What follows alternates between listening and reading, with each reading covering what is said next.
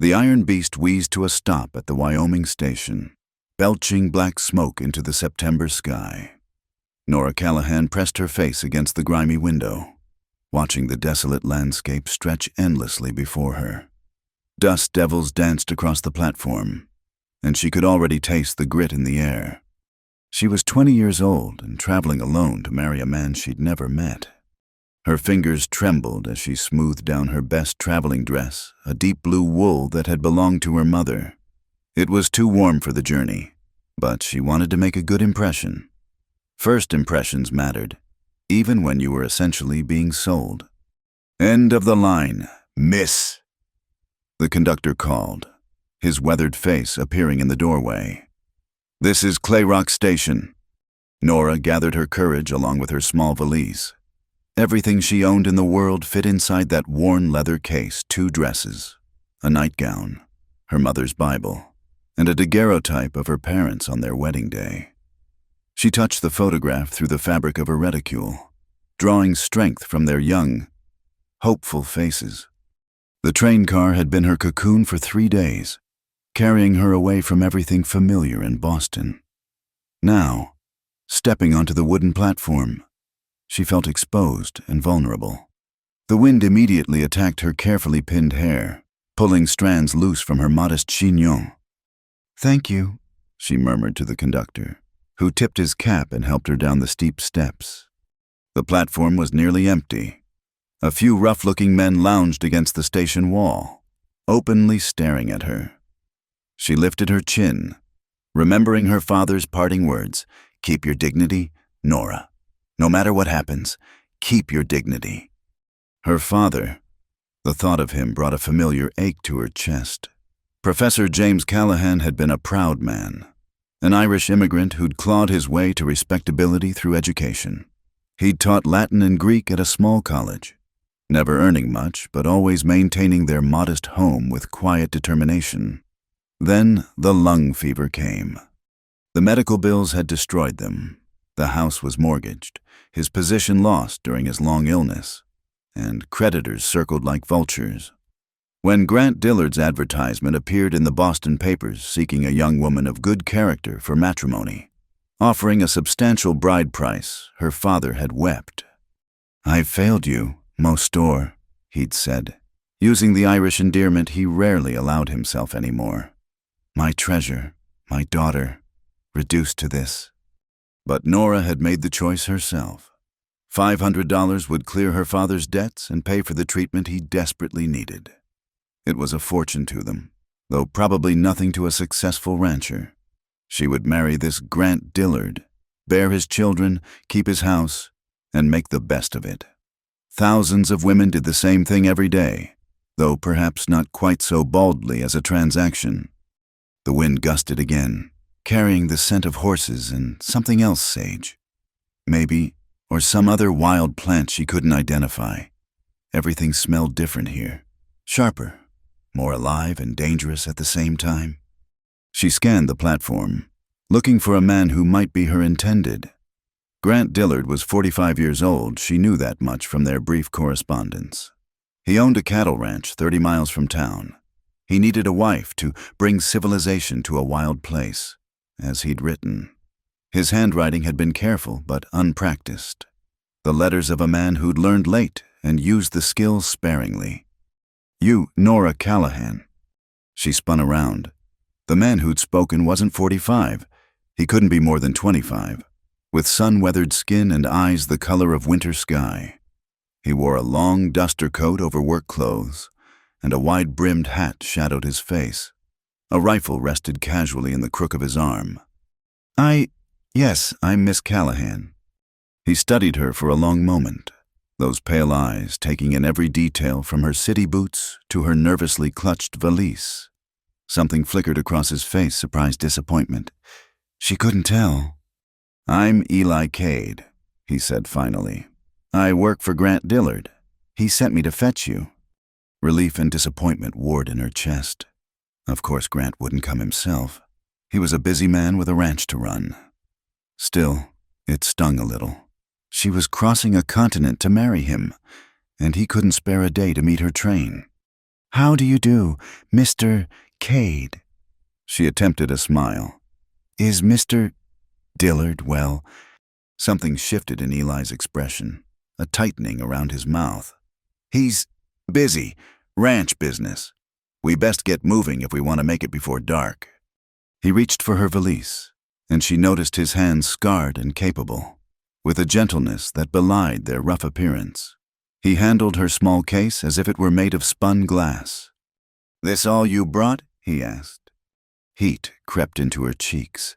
"It's all I have." He nodded without comment and led her toward a wagon waiting beside the station. It wasn't what she'd expected, no fancy buggy or even a proper coach, just a utilitarian farm wagon with a bench seat and supplies covered by canvas in the back. "Sorry it ain't fancier," Eli said, apparently reading her thoughts. "The good wagon's got a broken axle." "It's fine," she said quickly. "I don't need fancy." He gave her another of those long, measuring looks before moving to help her up. His hands at her waist were brief and impersonal, but she still felt the strength in them as he lifted her easily onto the high seat. The town of Clay Rock wasn't much a main street with a general store, saloon, hotel, and a few other buildings she couldn't identify. Men stopped to stare as they drove past. A few women, too, their faces hard and calculating above gaudy dresses. Nora kept her eyes forward, her back straight. "Don't mind them," Eli said quietly. "They don't see many ladies out here." Ladies? The word made her want to laugh. Back in Boston, she'd been the impoverished daughter of a failed professor. Here, apparently, she was a lady. They left the town behind, and the landscape opened up into something that stole her breath. She'd never seen so much sky. It pressed down on them, endless and blue, with clouds that looked close enough to touch. The land rolled away in golden waves, broken by dark smudges of distant mountains. "It's so empty," she breathed. "Empty?" Eli glanced at her. "Nah, just looks that way to city folk. There's plenty here if you know how to see it." He pointed to a distant speck circling high above. "Red-tailed hawk, probably found a prairie dog town. And see that line of green following the low ground? That's Willow Creek. Good water, even in dry years. Those purple flowers are prairie asters bloom late, just before the first frost." His voice changed when he talked about the land, becoming softer, almost reverent. Nora studied his profile, trying to understand this unexpected poetry from a rough cowboy. "You love it here," she said. He shifted on the seat. "Been here since I was 15. It gets into your bones." "Where were you before?" "Missouri, family farm." His tone suggested that topic was closed. They rode in silence for a while. Nora tried to imagine what her new life would be like. Would Grant Dillard be kind? She didn't expect love that was for romantic novels and foolish girls, but kindness. That would be enough. Her mother had always said kindness was rarer than love and worth twice as much. "Can you tell me about Mr. Dillard?" she asked eventually. His letters were brief. Eli's hands tightened on the reins. "What do you want to know?" "What's he like? Is he—" She searched for words that wouldn't sound pathetic. "Is he a good man?" The silence stretched so long she thought he wouldn't answer. When he finally spoke, his voice was careful, measured. "Grant Dillard built his ranch from nothing. Came out here 20 years ago with a handful of cattle and a lot of determination. He's successful." It wasn't really an answer. Nora felt a chill that had nothing to do with the wind. "That's not what I asked." Eli turned to look at her fully for the first time since they'd left town. His eyes held something she couldn't read, sympathy warning. "Ma'am, you seem like a nice woman. Educated, gentle." He looked away again. "This is hard country. It makes hard people. You understand." She understood. Her father had warned her in his own way. Men out there don't know gentleness. Nora, they know work and weather and survival. Don't expect poetry. "I'm stronger than I look, Mr. Cade." "I hope so," he said quietly. Then, louder, We'll stop here to rest the horses. They'd come to a small grove of cottonwoods near a stream. Eli helped her down and led the horses to water while she stretched her cramped legs. The silence out here was overwhelming. No city sounds, no clatter of carriages or calls of street vendors, just wind and the distant cry of that hawk. We've got another 3 hours, Eli said, returning with a canteen. You should drink. Easy to get parched out here without realizing. The water was warm and tasted of metal, but she drank gratefully. He produced a cloth bundle from the wagon biscuits and dried beef. It ain't fancy, he said, that phrase seeming to be a favorite of his. Thank you. She bit into a biscuit. Found it surprisingly good. Did you make these? A slight smile touched his mouth. Cookie would shoot me if I touched his kitchen. Old man guards his domain like a wolf. Cookie. The cook. Every ranch has one. Ours is older than dirt and meaner than a rattlesnake. But he feeds us good. Will I? She hesitated. Will I be expected to cook? I reckon that's between you and Grant. Grant, not Mr. Dillard. The familiarity suggested long acquaintance, but not necessarily friendship. Nora filed that away with all the other things Eli wasn't saying. They ate in companionable silence, despite her anxiety. Nora found herself relaxing slightly. Eli Cade might be taciturn, but there was something steady about him. Safe. Best get moving, he said eventually. Gets cold quick once the sun starts dropping. Back in the wagon, Nora pulled her shawl tighter. The landscape was changing, becoming rougher. Ridges and valleys broke up the endless grass, and she could see cattle in the distance, dark shapes against the gold. Almost there, Eli said. That's Dillard land starting here. Her new home, her stomach clenched with fresh anxiety. In a few hours, she'd meet her husband-to-be. Tonight, she'd sleep in his house, tomorrow or the next day. They'd stand before whatever passed for a preacher out here and speak words that would bind her to a stranger forever. Mr. Cade, she said suddenly, that first day you came here, when you were 15, were you frightened? He considered the question. Terrified, he admitted. But fear passes. You learn the land, the work, the people. It becomes home. He paused. Or it doesn't, and you leave. I can't leave. Can't. She thought of her father, probably sitting by the window in their empty house, waiting for word that she'd arrived safely, waiting for the bank draft that would save his life. No, she said firmly. I can't. Eli nodded as if he understood. Maybe he did. Everyone out here was running from something or to something. Maybe the reasons didn't matter as much as the staying. The sun was painting the sky orange and pink when they crested a final ridge. Below, nestled in a valley with good water and shelter from the worst winds, lay the Dillard Ranch. It was bigger than she'd expected, a main house, barn, bunkhouse, and various outbuildings. Smoke rose from chimneys, and she could see men moving around the corrals. Welcome to your new home, Miss Callahan, Eli said. Home, such a small word for such a large change. As they descended toward the ranch, Nora straightened her spine and lifted her chin. Whatever waited for her down there, kindness or cruelty, companionship or loneliness, she would meet it with dignity. She was Nora Callahan, daughter of James and Mary, and she would not be broken. Not by this land, and not by any man. The wagon wheels crunched over gravel as they entered the ranch compound.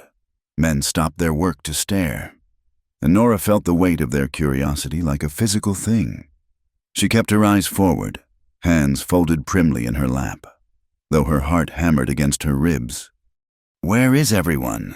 She asked, noting how few people seemed to be around for such a large operation. Most of the hands are out with the herd.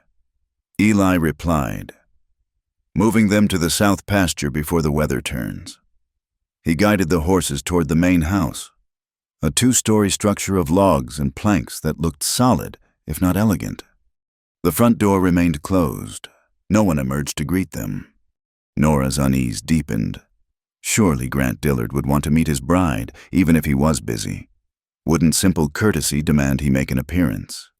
Eli pulled the wagon to a stop and jumped down, his boots raising small clouds of dust. He moved to help her, and she noticed the tension in his shoulders, the way his eyes kept darting toward the house. "Is something wrong?" she asked as he lifted her down. "No, ma'am." But he wouldn't meet her eyes. "Let me get your bag." The front door finally opened, but it wasn't Grant Dillard who emerged.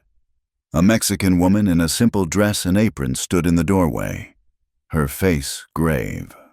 "Señor Eli," she said, her accent soft. "You are back." "Rosa." Eli nodded. "This is Miss Callahan. She'll need the guest room."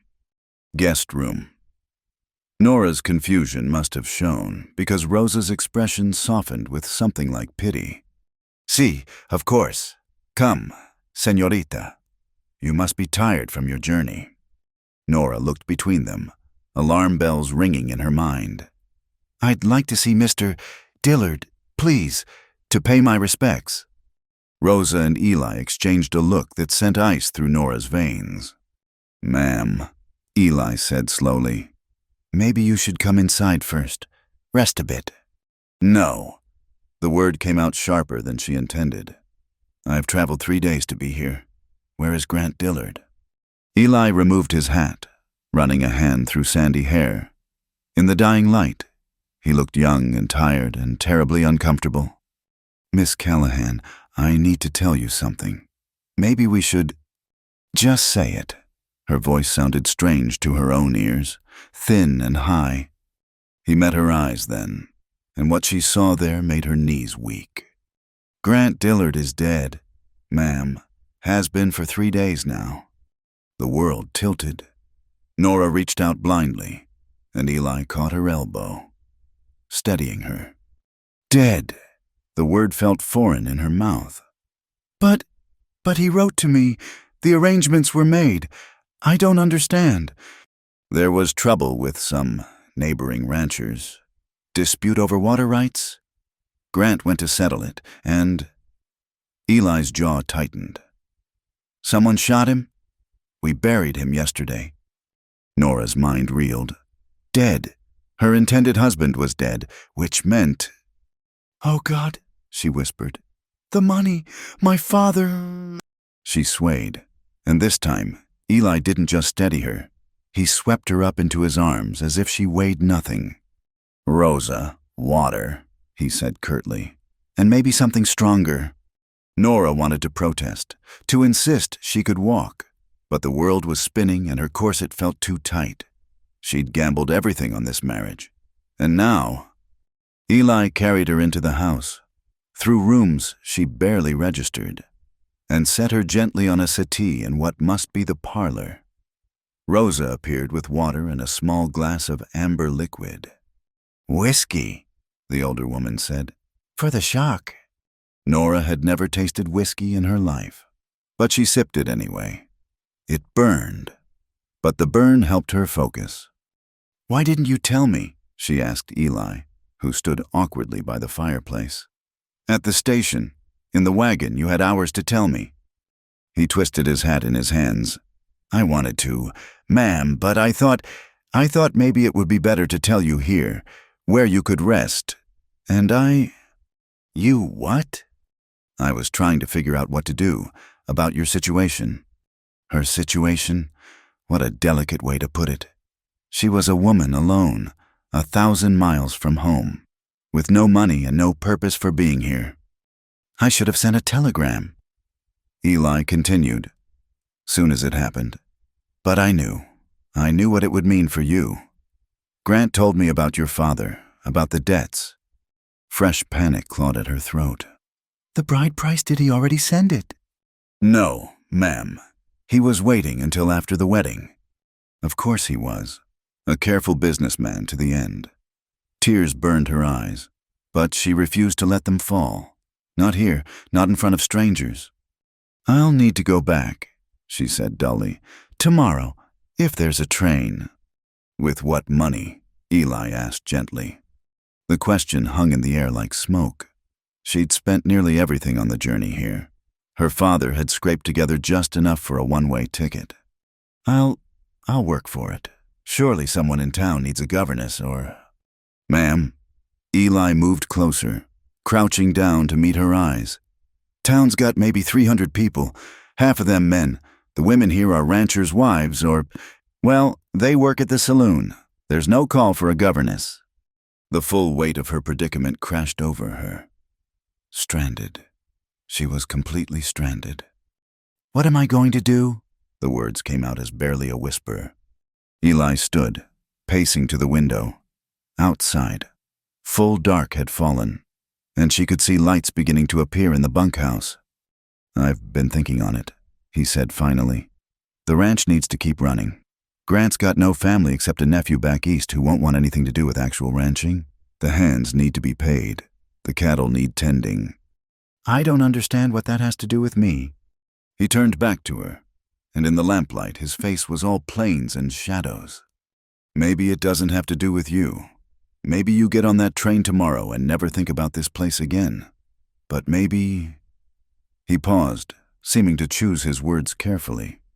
Maybe there's another way. Rosa, who had been standing quietly in the doorway, made a small sound. Senor Eli, you cannot mean... I can speak for myself. Rosa. His voice was firm, but not unkind. He looked back at Nora. You need money. The ranch needs someone to keep the books, manage the house, deal with the merchants in town. Grant was going to have his wife do all that anyway. You're offering me a job. I'm offering you a chance to earn your fare home, and enough to help your father. Hope flickered in her chest, followed quickly by suspicion.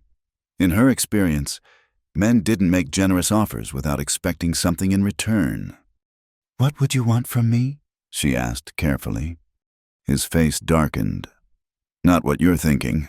I'm not that kind of man. Miss Callahan, you'd have your own room, same as you would have as Grant's wife. Rosa lives in the house too. She'd be here for propriety. You'd work for wages. Fair and square. The men, Rosa interjected. They will talk. Let them talk, Eli said flatly. They know me. They know I keep my word. Nora studied him, this young cowboy who'd seemingly appointed himself her protector. There was something steady about him, something that made her want to trust despite everything. Why? She asked. Why would you do this for me? He was quiet for a long moment. My sister came west as a mail-order bride 6 years ago. Man she was supposed to marry turned out to be a drunk and a liar. His voice roughened. She didn't have options, didn't have anyone to help her. She's gone now. The words hung heavy between them. Gone could mean so many things out here. None of them good. I'm sorry, Nora whispered. I couldn't help her, but maybe I can help you. He straightened. All business again. Think on it tonight. If you want to try for town tomorrow, I'll take you. But if you're willing to work, you can stay. He headed for the door, then paused. For what it's worth, you seem like a strong woman, stronger than you know. Maybe this land has a way of showing people what they're made of. After he left, Rosa showed Nora to a room upstairs clean and simple, with a bed, washstand, and small wardrobe. Senor Eli is a good man, Rosa said as she laid out towels. He spoke truth.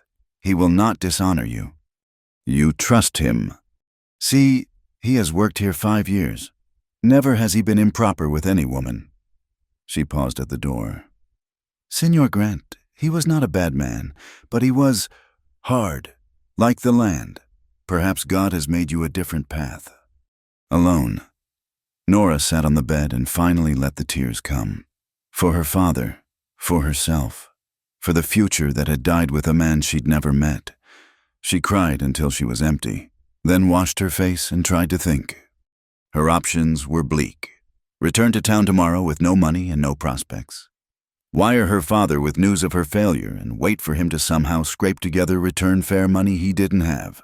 Or stay here, work for wages, It wasn't what she'd planned. But when had her life ever gone according to plan? She moved to the window, looking out at the vast darkness punctuated by stars. So many stars she'd never seen the like in Boston. The night sky seemed to press down, infinite and indifferent to her small troubles. Somewhere out there, Eli Cade was probably checking on horses or whatever cowboys did at night. A strange man, rough-spoken but kind. He'd offered her dignity in a situation that could have easily stripped it away. "I'll be kind," he'd promised in his way. Such a simple thing. Kindness. But out here, in this hard place, it might be worth more than gold. Nora straightened her shoulders. She'd come west to survive, to save her father. The method had changed, but the goal remained. She could do this. She could work and earn and maintain her self-respect. Tomorrow, she'd tell Eli Cade yes.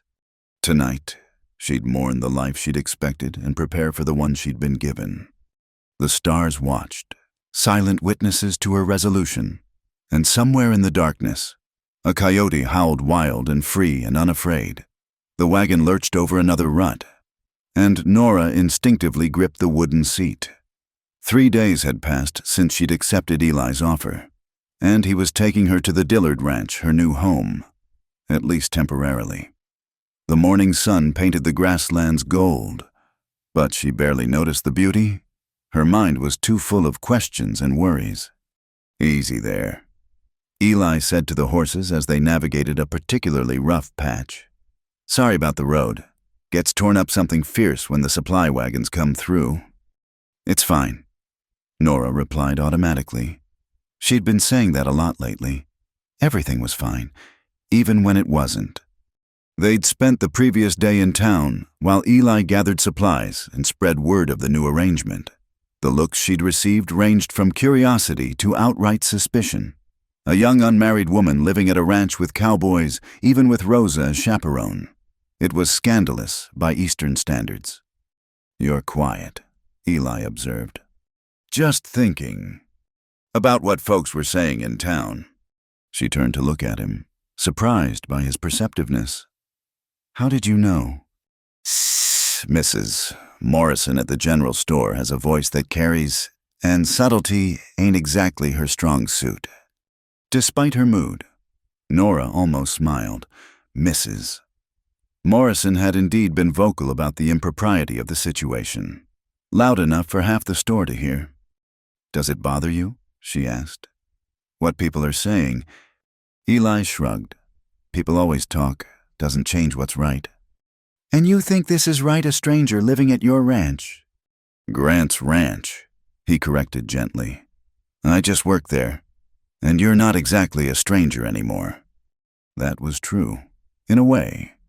3 days of forced proximity had taught her things about Eli Cade.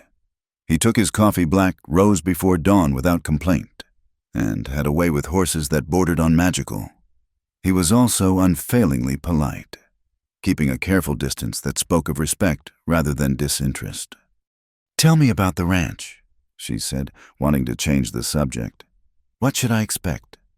"Well, there's about 15 hands full-time, more during roundup. Cookie, that's our cook, he'll probably growl at you at first. But don't take it personal. He growls at everyone. Rosa manages the house, but she'll be glad for the help. The books," he grimaced. "Grant kept the books himself. They're probably a mess." "I'm good with numbers," Nora said. "My father taught me mathematics along with my letters." "That'll help? The merchants in town, they respected Grant, but they'll try to cheat a woman. You'll need to be firm." "I can be firm." He glanced at her with something like approval. "I believe you can." They rode in comfortable silence for a while. Nora found herself studying the landscape with new eyes.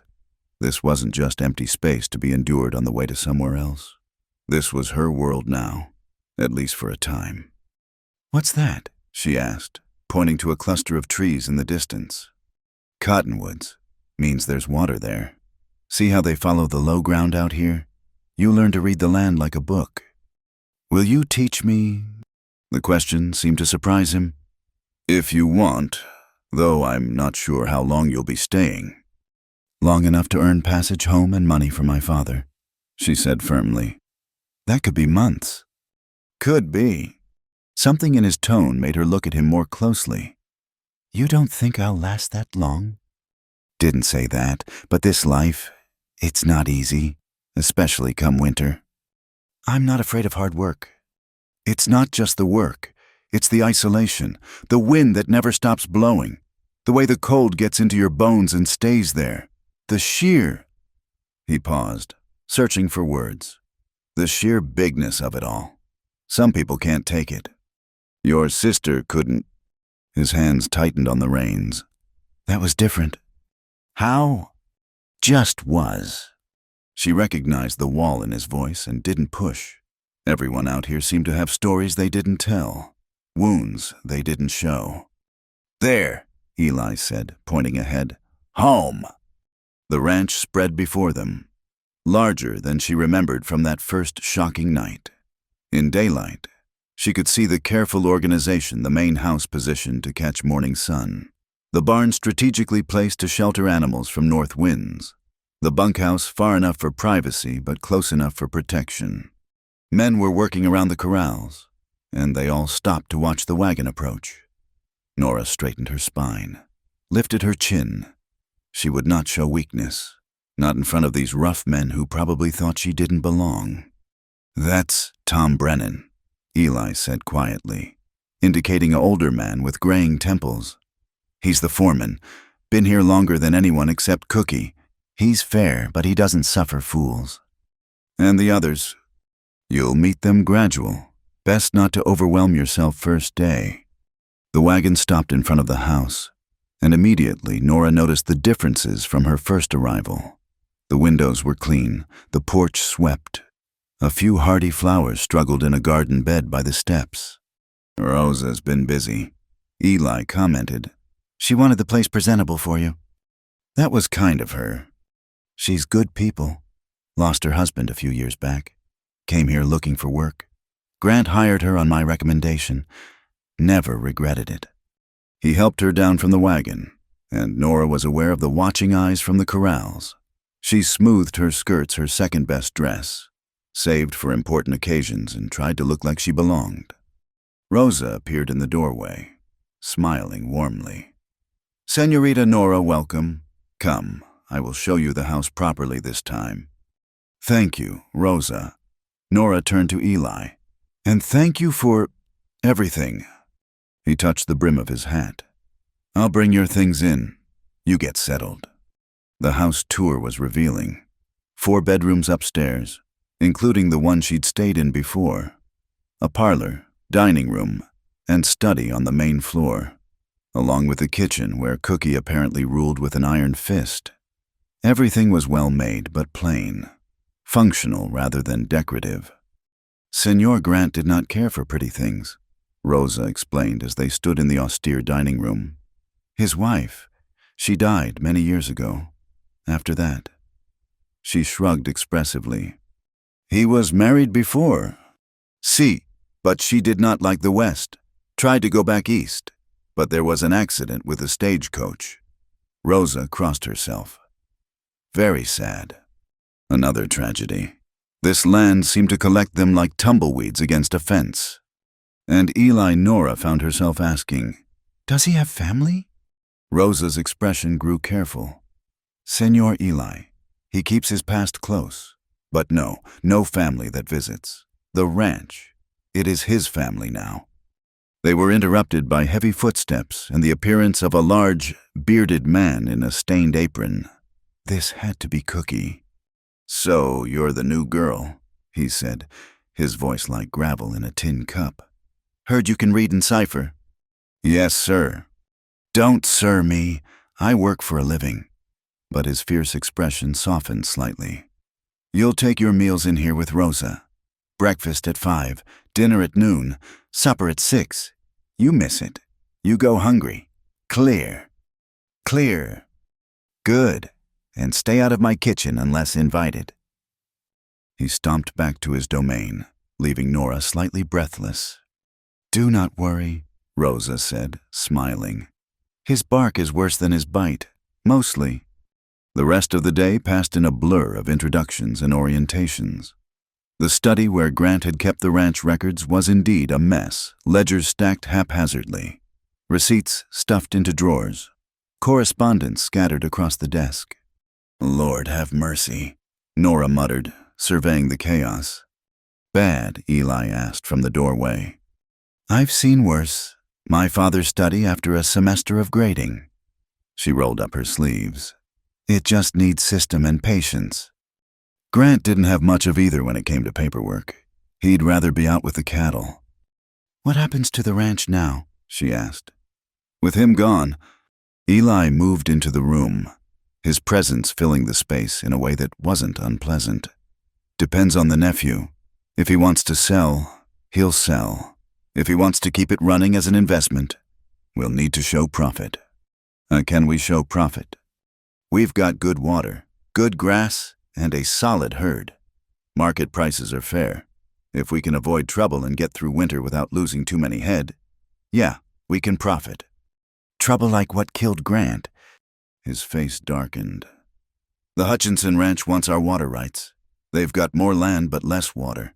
It's been brewing for years." "And they killed him for it." "Can't prove that. The sheriff looked into it, but—" He shrugged. "Evidence was thin." A chill ran through her. She'd thought the danger was in the land itself, the weather, the isolation, the hard work. She hadn't considered human threats. "Are we, as the ranch, in danger?" "I've got men watching. And Hutchinson might think twice with Grant gone. Might figure the nephew will be easier to deal with." He paused. "Don't worry. You're safe here." Strangely, she believed him. There was something solid about Eli, something that made her feel protected despite the circumstances. A bell clanged from somewhere outside. "Supper," Eli said. "Best not be late on your first day." The meal was a revelation. Cookie might be gruff, but he could cook. Beef stew rich with vegetables, cornbread that melted in her mouth, and coffee strong enough to float a horseshoe. Nora ate with more appetite than she'd had in days. "Tomorrow, you learn the accounts." Rosa said, "I will show you the house routines. Introduce you properly to the men."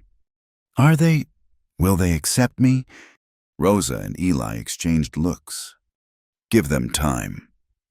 Eli said, "Do your job well. Treat them fair. And they'll come around. Cowboys respect competence more than most anything." After supper, Nora found herself on the porch, watching the sun set behind the mountains. The sky exploded in colors she didn't have names for, not just orange and pink, but gold and purple and a deep red like heart's blood. "Beautiful, isn't it?" Eli had joined her, keeping a respectful distance.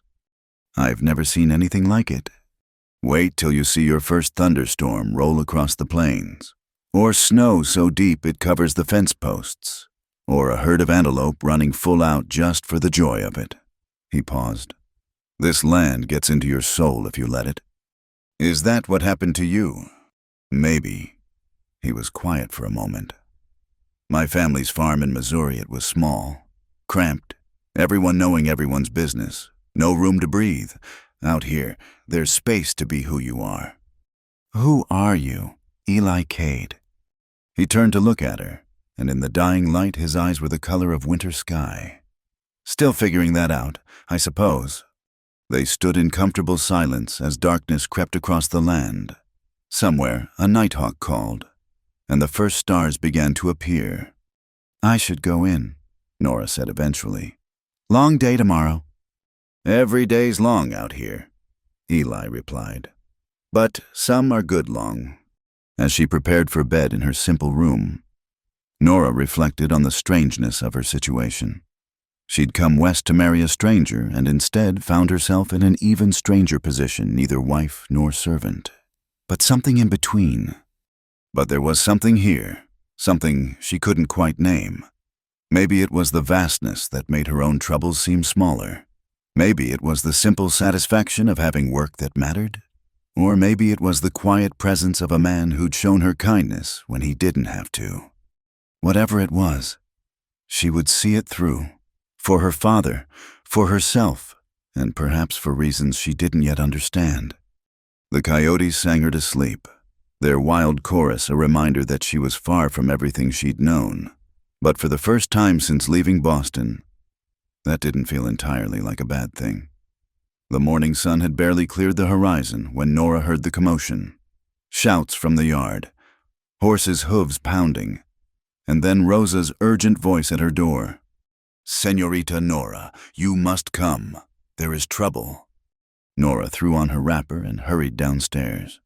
Through the parlor window, she could see a cluster of men near the corrals. Eli stood at the center, facing down 3 strangers on horseback. "Stay inside," Rosa warned, but Nora was already heading for the door. The cool morning air hit her like a slap.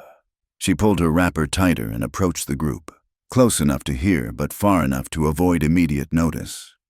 "I told you before, Hutchinson," Eli was saying, his voice steady but hard. "This is Dillard land. Has been for 20 years. The man he addressed, presumably Hutchinson himself, was thick-set and prosperous-looking, with cold gray eyes and a well-trimmed beard. He sat his horse like a man accustomed to looking down on others. "Dillard's dead," Hutchinson replied. "Changes things." "Changes nothing. The boundaries are filed at the county seat, legal and proper." "Legal." Hutchinson spat the word. "Grant Dillard wasn't above bending the law when it suited him. That southern pasture, he stole it fair and square from my father." "Your father sold it to cover gambling debts. Got the bill of sale in the house if you'd like to see it." Hutchinson's face darkened.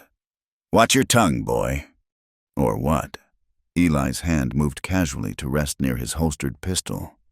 "You'll shoot me like you did Grant." The accusation hung in the air like gun smoke. Several of the ranch hands had gathered now, forming a loose semicircle behind Eli. Tom Brennan, the foreman Eli had pointed out, held a rifle with practiced ease. "That's a dangerous thing to say without proof," Hutchinson said softly. "Lots of dangerous things happening lately," Eli replied. It was then that one of Hutchinson's men noticed Nora. Well, what have we here?" All eyes turned to her. Nora lifted her chin, refusing to shrink under their scrutiny. "This would be the bride," Hutchinson said, his smile unpleasant. "Heard tell Grant sent for a woman. Seems a shame, her coming all this way for nothing." "Miss Callahan is employed by the ranch," Eli said, moving subtly to place himself between Nora and the mounted men. "The arrangements are no concern of yours." "Everything about this ranch concerns me." Hutchinson leaned forward in his saddle. "Miss, is it well now? That's interesting. An unmarried woman living out here with all these men. What would folks back east think of that?" "They'd think it's none of their business," Nora said, finding her voice. "Just as it's none of yours. Mr. Hutchinson." His eyes narrowed. Spirited. Grant would have liked that, before someone put a bullet in him. Anyway, "Get off our land," Eli said quietly. "Now." "Our land, boy. You don't own nothing here but the clothes on your back. I ride for the brand. That makes it our land. And you're trespassing." The tension stretched taut as fence wire. Nora counted heartbeats, waiting for violence to explode. But Hutchinson finally smiled. All teeth and no warmth. "We'll be going. For now. But this isn't over. Grant's nephew won't have his stubbornness. City boy will be easier to reason with. We'll see about that." Hutchinson turned his horse, his men following. But before leaving, he looked back at Nora. "Ma'am, when you tire of playing house with cowboys, you come see me. I could use a woman with education. Pay better than whatever Cade's offering, too." They rode off in a cloud of dust, leaving angry silence in their wake. "Inside," Eli said to Nora. "Please." She wanted to argue, to demand explanations, but something in his face stopped her. She followed him into the house, Rosa close behind. In the parlor, Eli paced like a caged cat. "You shouldn't have come out there. I have a right to know what threatens this ranch." "What threatens this ranch could get you hurt Or worse. So could ignorance, she countered. Who is Hutchinson, really? Eli stopped pacing, running a hand through his hair. Jacob Hutchinson owns the Circle H Ranch, 15,000 acres, but half of it's dry. He needs water, and we've got it. His father and Grant had a deal years back, water rights in exchange for that southern pasture. But Hutchinson claims the deal was coerced. Was it? Does it matter it's legal, filed proper?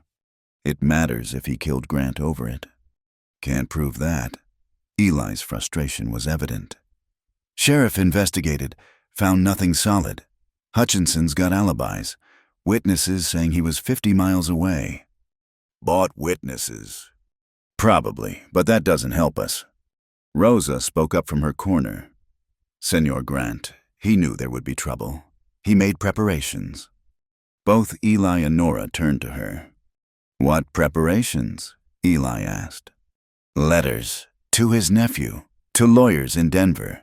He was not a foolish man. Where are these letters? In his room, hidden. They climbed the stairs to Grant's bedroom, a space Nora hadn't yet entered. It was Spartan, like the man himself apparently had been. Rosa went to the wardrobe and felt along the back panel until something clicked. Senor Grant showed me, in case. She withdrew a leather portfolio. Inside were several documents. Eli spread them on the bed, reading quickly. Last will and testament. He said, dated 2 months ago. Names his nephew as heir, but... He looked up. He names me as executor until the nephew arrives or sends instructions. Gives me authority to run the ranch, pay wages, make necessary decisions. Why you? Nora asked. I don't know. Maybe because I've been here longest of the younger men. Maybe... He shook his head. Doesn't matter. This gives us legal standing, at least. There was also a letter addressed to the nephew, one Marcus Dillard of Philadelphia. Eli read it aloud. Marcus, if you're reading this, I'm dead.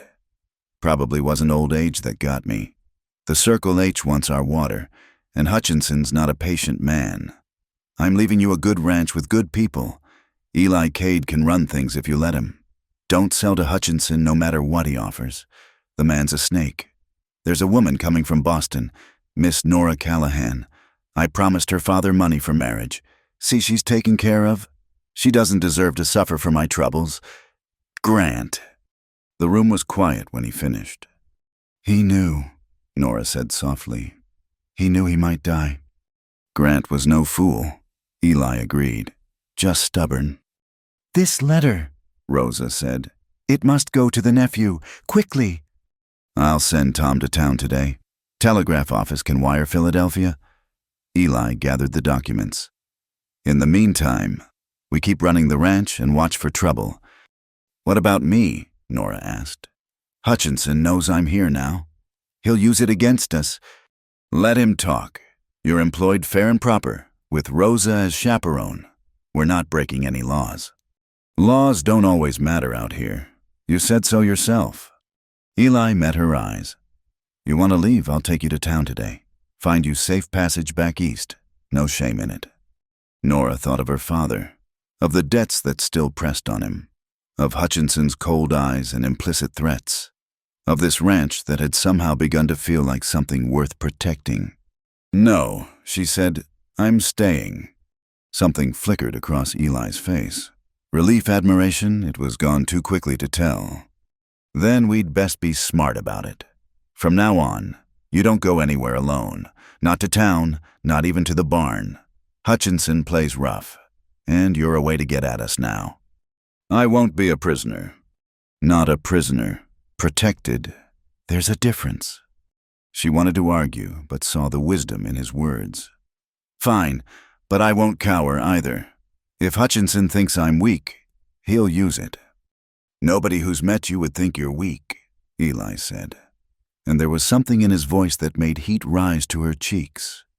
The day progressed with new tension underlaying every normal activity. Nora worked on the accounts, finding them less chaotic than she'd feared. Grant had been meticulous about recording sales and purchases. even if his filing system left much to be desired.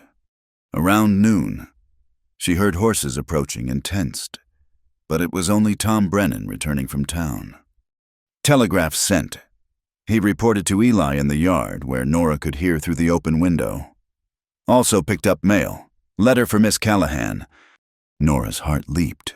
She hurried outside, taking the envelope with trembling hands. Her father's careful script adorned the front. "Good news, I hope?" Eli asked. She opened it quickly, scanning the contents. He's doing better.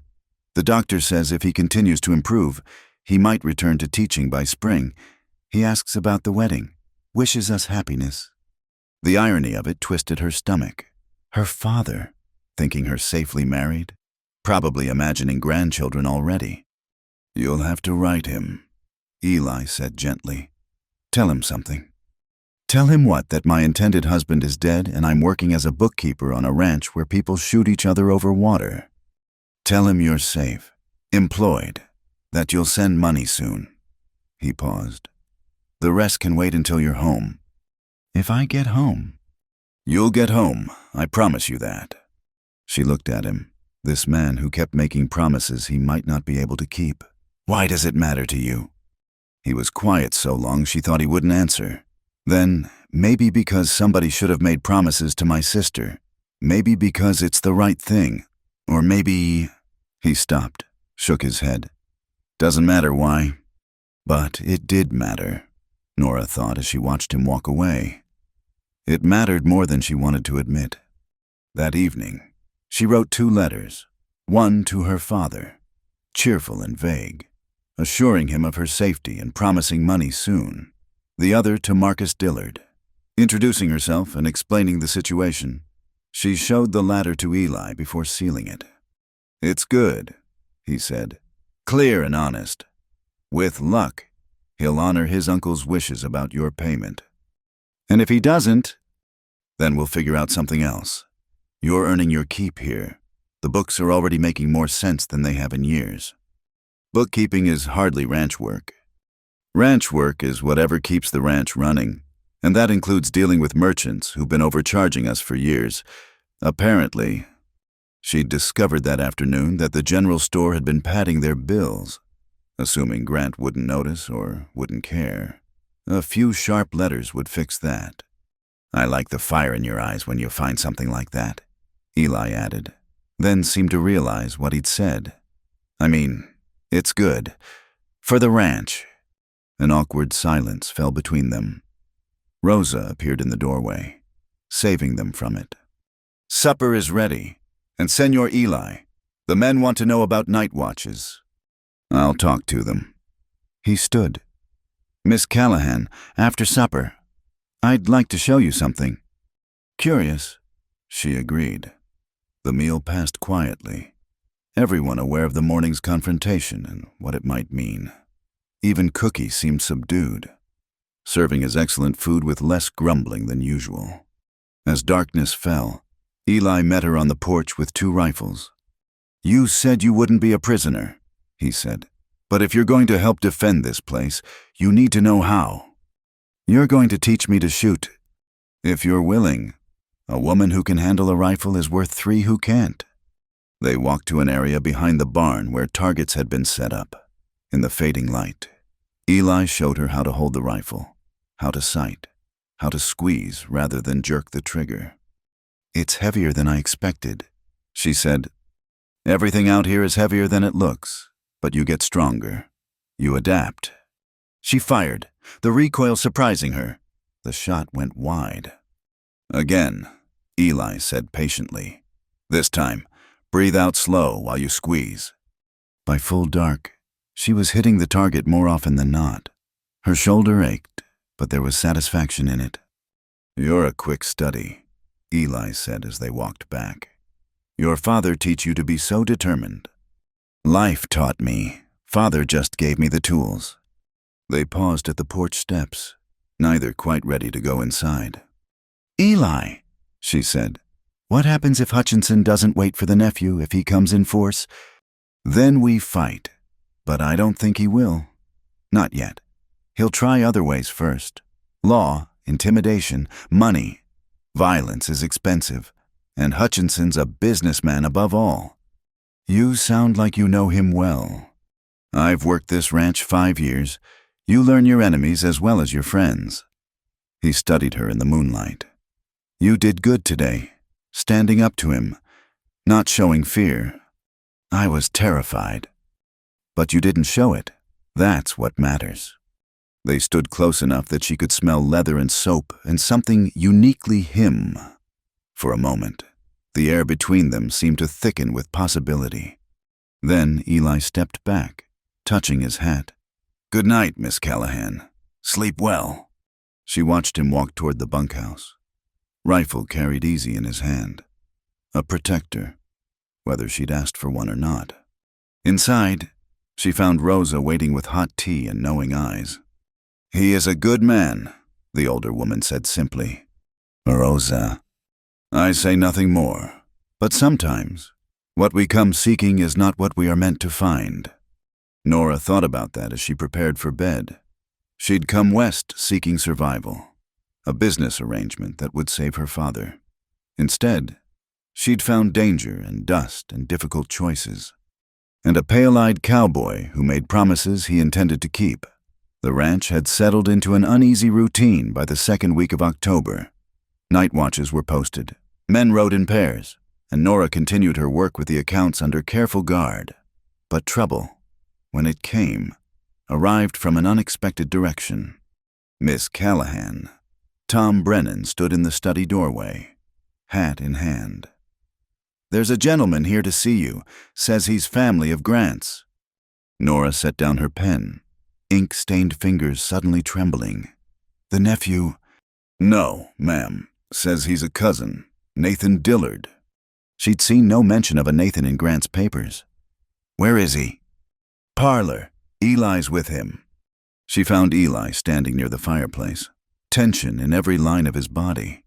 The visitor sat in Grant's favorite chair, as if he owned it, a man perhaps 30 years old, well-dressed in city clothes, with dark hair slicked back and calculating eyes. "Ah, the famous Miss Callahan." Nathan Dillard rose. Extending a hand, she reluctantly shook. His palm was soft, unmarked by labor. "What a tragedy. You're arriving to find your intended deceased." "Mr. Dillard." She kept her voice neutral. "I wasn't aware Grant had cousins." "Second cousin, actually, but family is family." His smile didn't reach his eyes. "I've come to assess the situation. My cousin Marcus in Philadelphia is, shall we say, overwhelmed by this unexpected inheritance. He asked me to investigate." Eli spoke up. "Funny, we haven't received any telegram from Marcus saying so." Nathan's gaze sharpened. "And you are?" "Eli Cade, ranch foreman." "I thought Tom Brennan was foreman." "He is. I'm acting as executor of Grant's will until Marcus provides direction." "Ah, yes, the will." Nathan produced a folded paper from his jacket. "I have here a telegram from Marcus granting me authority to make decisions regarding the ranch." Eli examined the paper, frowning. This could be from anyone. "Are you suggesting I'm lying?" "I'm suggesting we wait for proper documentation before letting strangers make decisions about Dillard land." The two men faced each other, and Nora sensed violence simmering beneath the civilized veneer. "Perhaps," she interjected, "we could wire Marcus directly to confirm." Nathan turned his smile on her. "Clever as well as beautiful. Grant wrote that he'd found a treasure in you." "Grant and I never corresponded beyond the initial arrangement." "No, then this letter must be a forgery." He produced another paper, though it certainly looks like Grant's handwriting. Nora took the letter, her heart sinking as she recognized the careful script. It was dated 2 days before Grant's death. "My dear cousin Nathan," she read aloud. "The bride I sent for has agreed to come. A fine woman, educated and moral. If something should happen to me, I trust you to see she's cared for. Perhaps you might even take my place at the altar. The arrangement would benefit all parties." Her hands shook as she lowered the paper. "This is revolting." Practical, Nathan corrected. Grant knew the dangers. He wanted to ensure you were protected. Protected, Eli's voice was dangerous. By marrying her off to the first relative who shows up. Better than leaving her reputation in ruins, living unmarried among rough men. Nathan's eyes glittered. Though perhaps she prefers the arrangement. Eli took a step forward, but Nora caught his arm. The muscle beneath her fingers was iron-hard with rage. "Mr. Dillard," she said coolly, "I appreciate your concern, but I'm employed here as bookkeeper. My reputation is my own affair." "Is it when it reflects on the Dillard name?" "Grant is dead.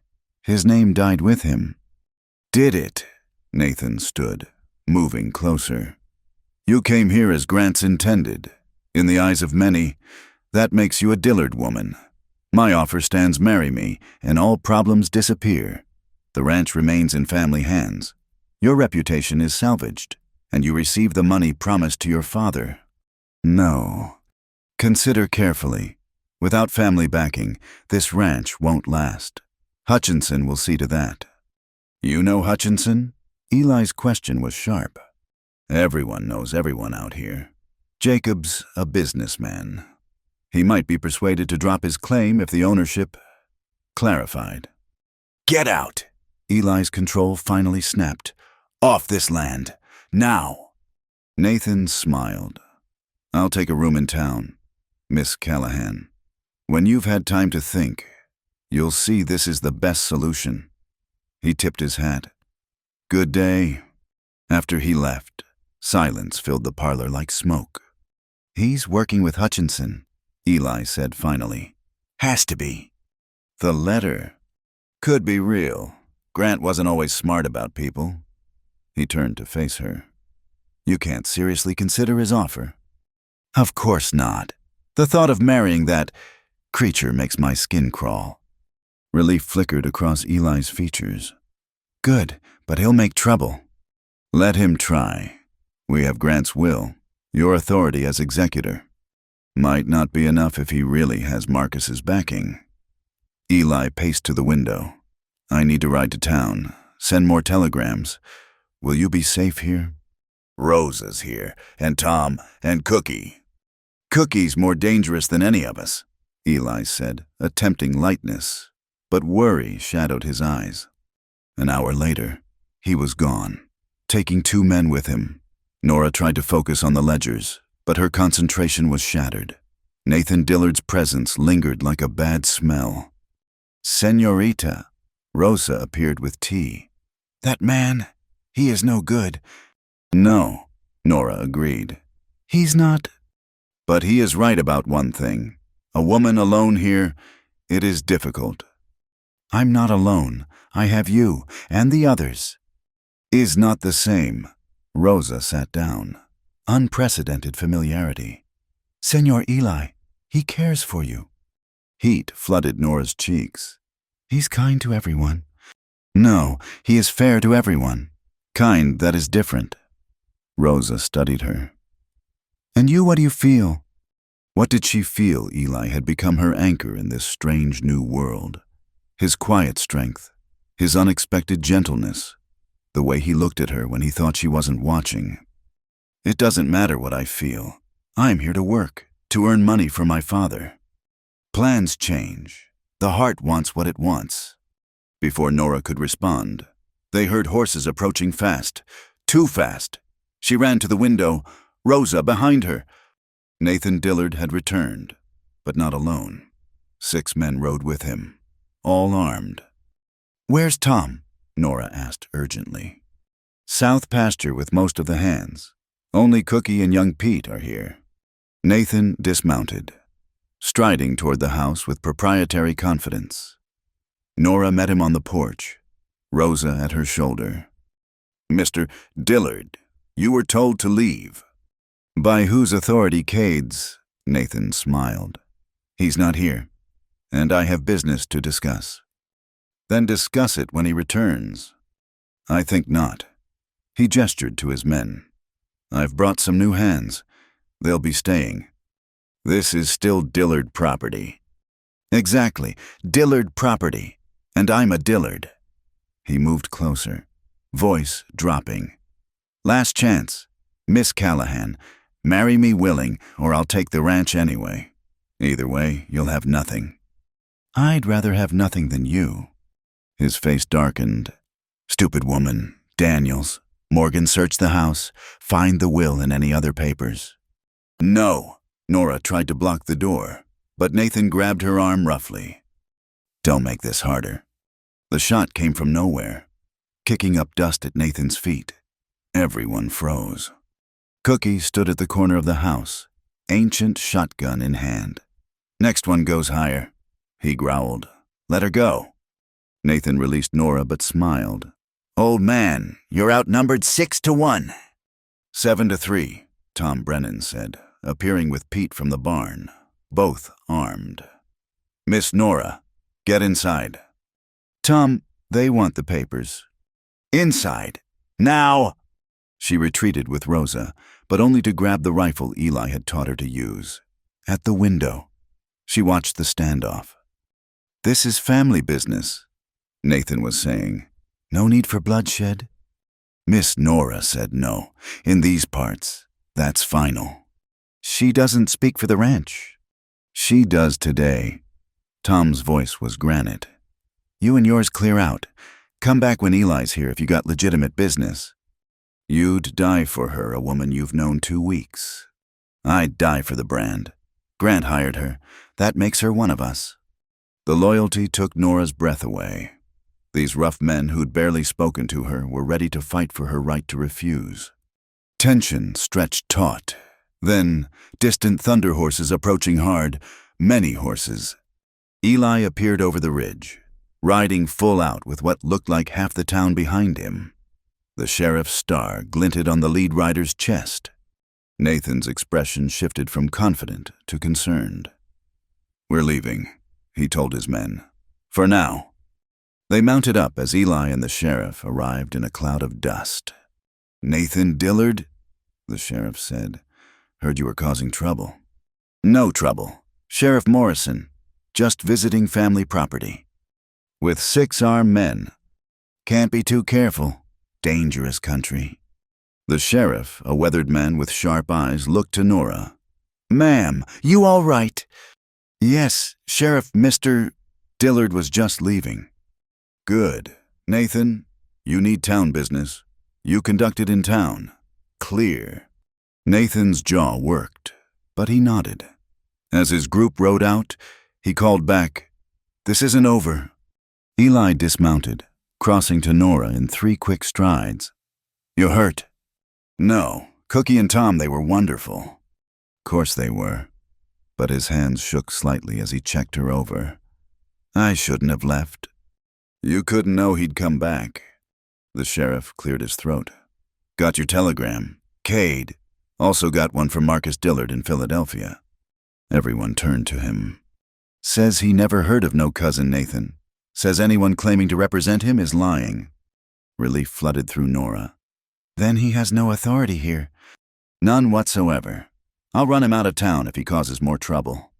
After the sheriff left and the excitement died down, Nora found herself alone with Eli in the study. Papers were scattered where she'd been working when Nathan arrived. I'm sorry, Eli said quietly. This is my fault. I should have seen this coming. How could you? We didn't even know Nathan existed. Men like him always exist. Vultures circling wherever there's opportunity. He paused.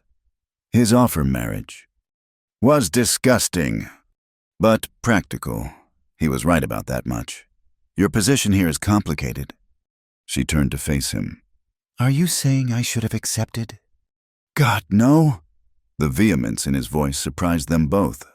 I mean, you deserve better. Better than him. Better than this situation. This situation has taught me to shoot, manage accounts, and stand up to bullies. I've learned more about myself in 2 weeks than in 20 years back east. Is that worth your reputation? My reputation was destroyed the moment I agreed to be a mail-order bride. At least here, I'm earning my own way. He moved closer, close enough that she could see the gold flecks in his pale eyes. "You're remarkable. You know that." "I'm practical." "No." His hand rose as if to touch her face, then dropped. "Practical would have been accepting Nathan. What you are is brave." "I don't feel brave, especially when men point guns and make threats." "Courage isn't about not feeling fear. It's about standing your ground anyway." His voice roughened. "Like you did today." They stood inches apart, the air between them charged with possibility. Nora's heart hammered so loud she was sure he could hear it. "Eli," she whispered. "I know." He stepped back, breaking the spell. "You're under my protection. I won't take advantage." "What if I don't want protection? What if I want—" She stopped, heat flooding her face. "What do you want? Nora?" The use of her given name undid her. "I don't know. Something real. Something chosen. Not arranged or forced or bought." "That I can understand." A knock interrupted. Tom Brennan entered, expression grave. "Eli, we got a problem. That section of fence in the south pasture cut. About 50 head missing." Eli's expression hardened. "Nathan's distraction?" "That'd be my guess. Want me to round up the boys?" "Yeah, we ride in an hour." He turned to Nora. "I have to go." "Be careful."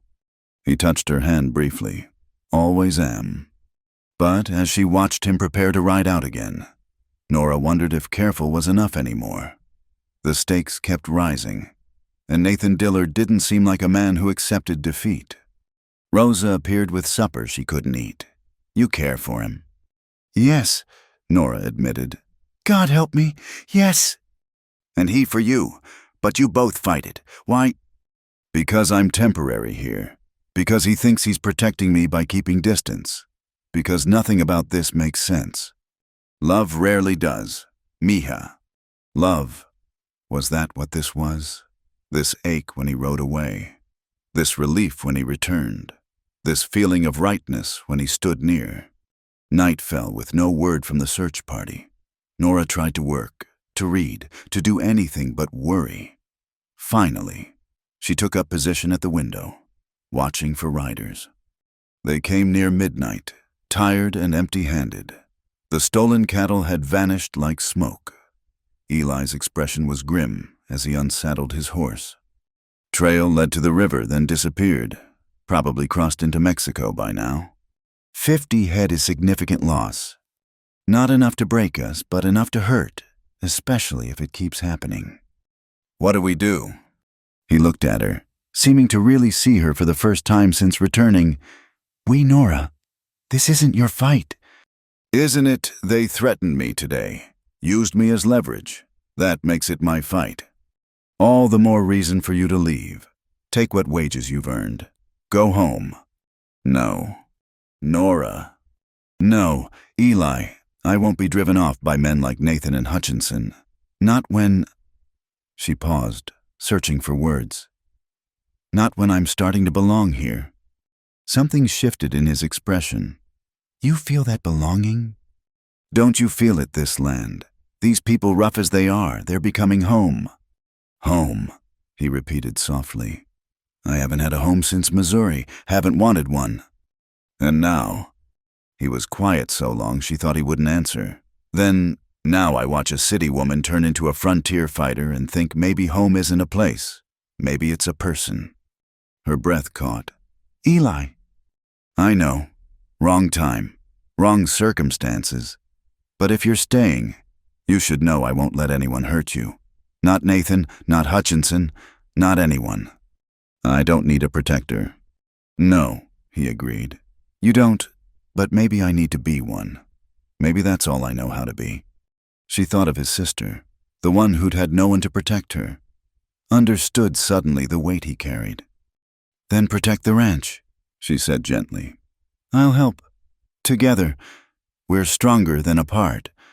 He smiled then, the first real smile she'd seen from him. It transformed his face, made him look young and hopeful.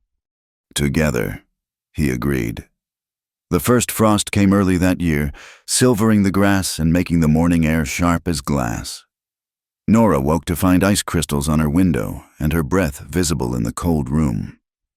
3 weeks had passed since Nathan Dillard's visit.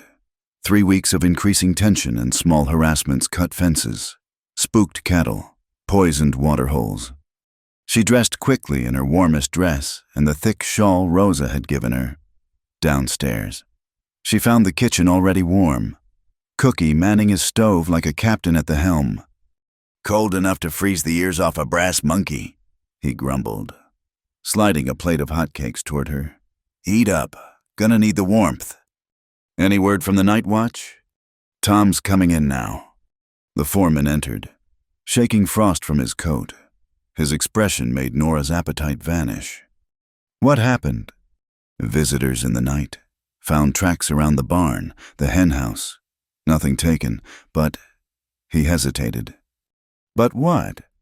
"Left something behind." He produced a piece of paper from his pocket. "Nailed to the barn door." Nora recognized Nathan's flowery script immediately. "Final offer, marriage or bankruptcy. Choose wisely." "I need to show this to Eli." Tom said. "He's already at the south pasture," Cookie supplied, "checking the herd with Pete and Carlos." "I'll ride out," Tom decided. But before he could leave, they heard horses approaching. Nora tensed, then relaxed as she recognized Eli's paint horse. But her relief evaporated when she saw his companion, a well-dressed older man she didn't recognize. They entered through the kitchen, Eli's face unreadable. "Miss Callahan," he said formally. "This is Judge Harrison from Denver. Judge, Miss Nora Callahan." The judge was a distinguished man with silver temples and keen eyes. He removed his hat politely. "Miss Callahan, I apologize for the early hour, but I received urgent correspondence regarding the Dillard estate." From Marcus Dillard. "Indeed, young Mr. Dillard is concerned about various claims against the property. He's asked me to investigate and report back." Nora's heart sank. After all their efforts to stabilize the ranch, would they lose it to legal maneuvering? "Perhaps we should continue this in the study," Eli suggested. His hand touched Nora's elbow briefly, reassuringly. In the study, the judge accepted coffee and surveyed the recently organized papers with approval. "I see someone has brought order to Grant's chaos," he observed. "That would be Miss Callahan," Eli said. "She's done remarkable work." The judge studied her with interest.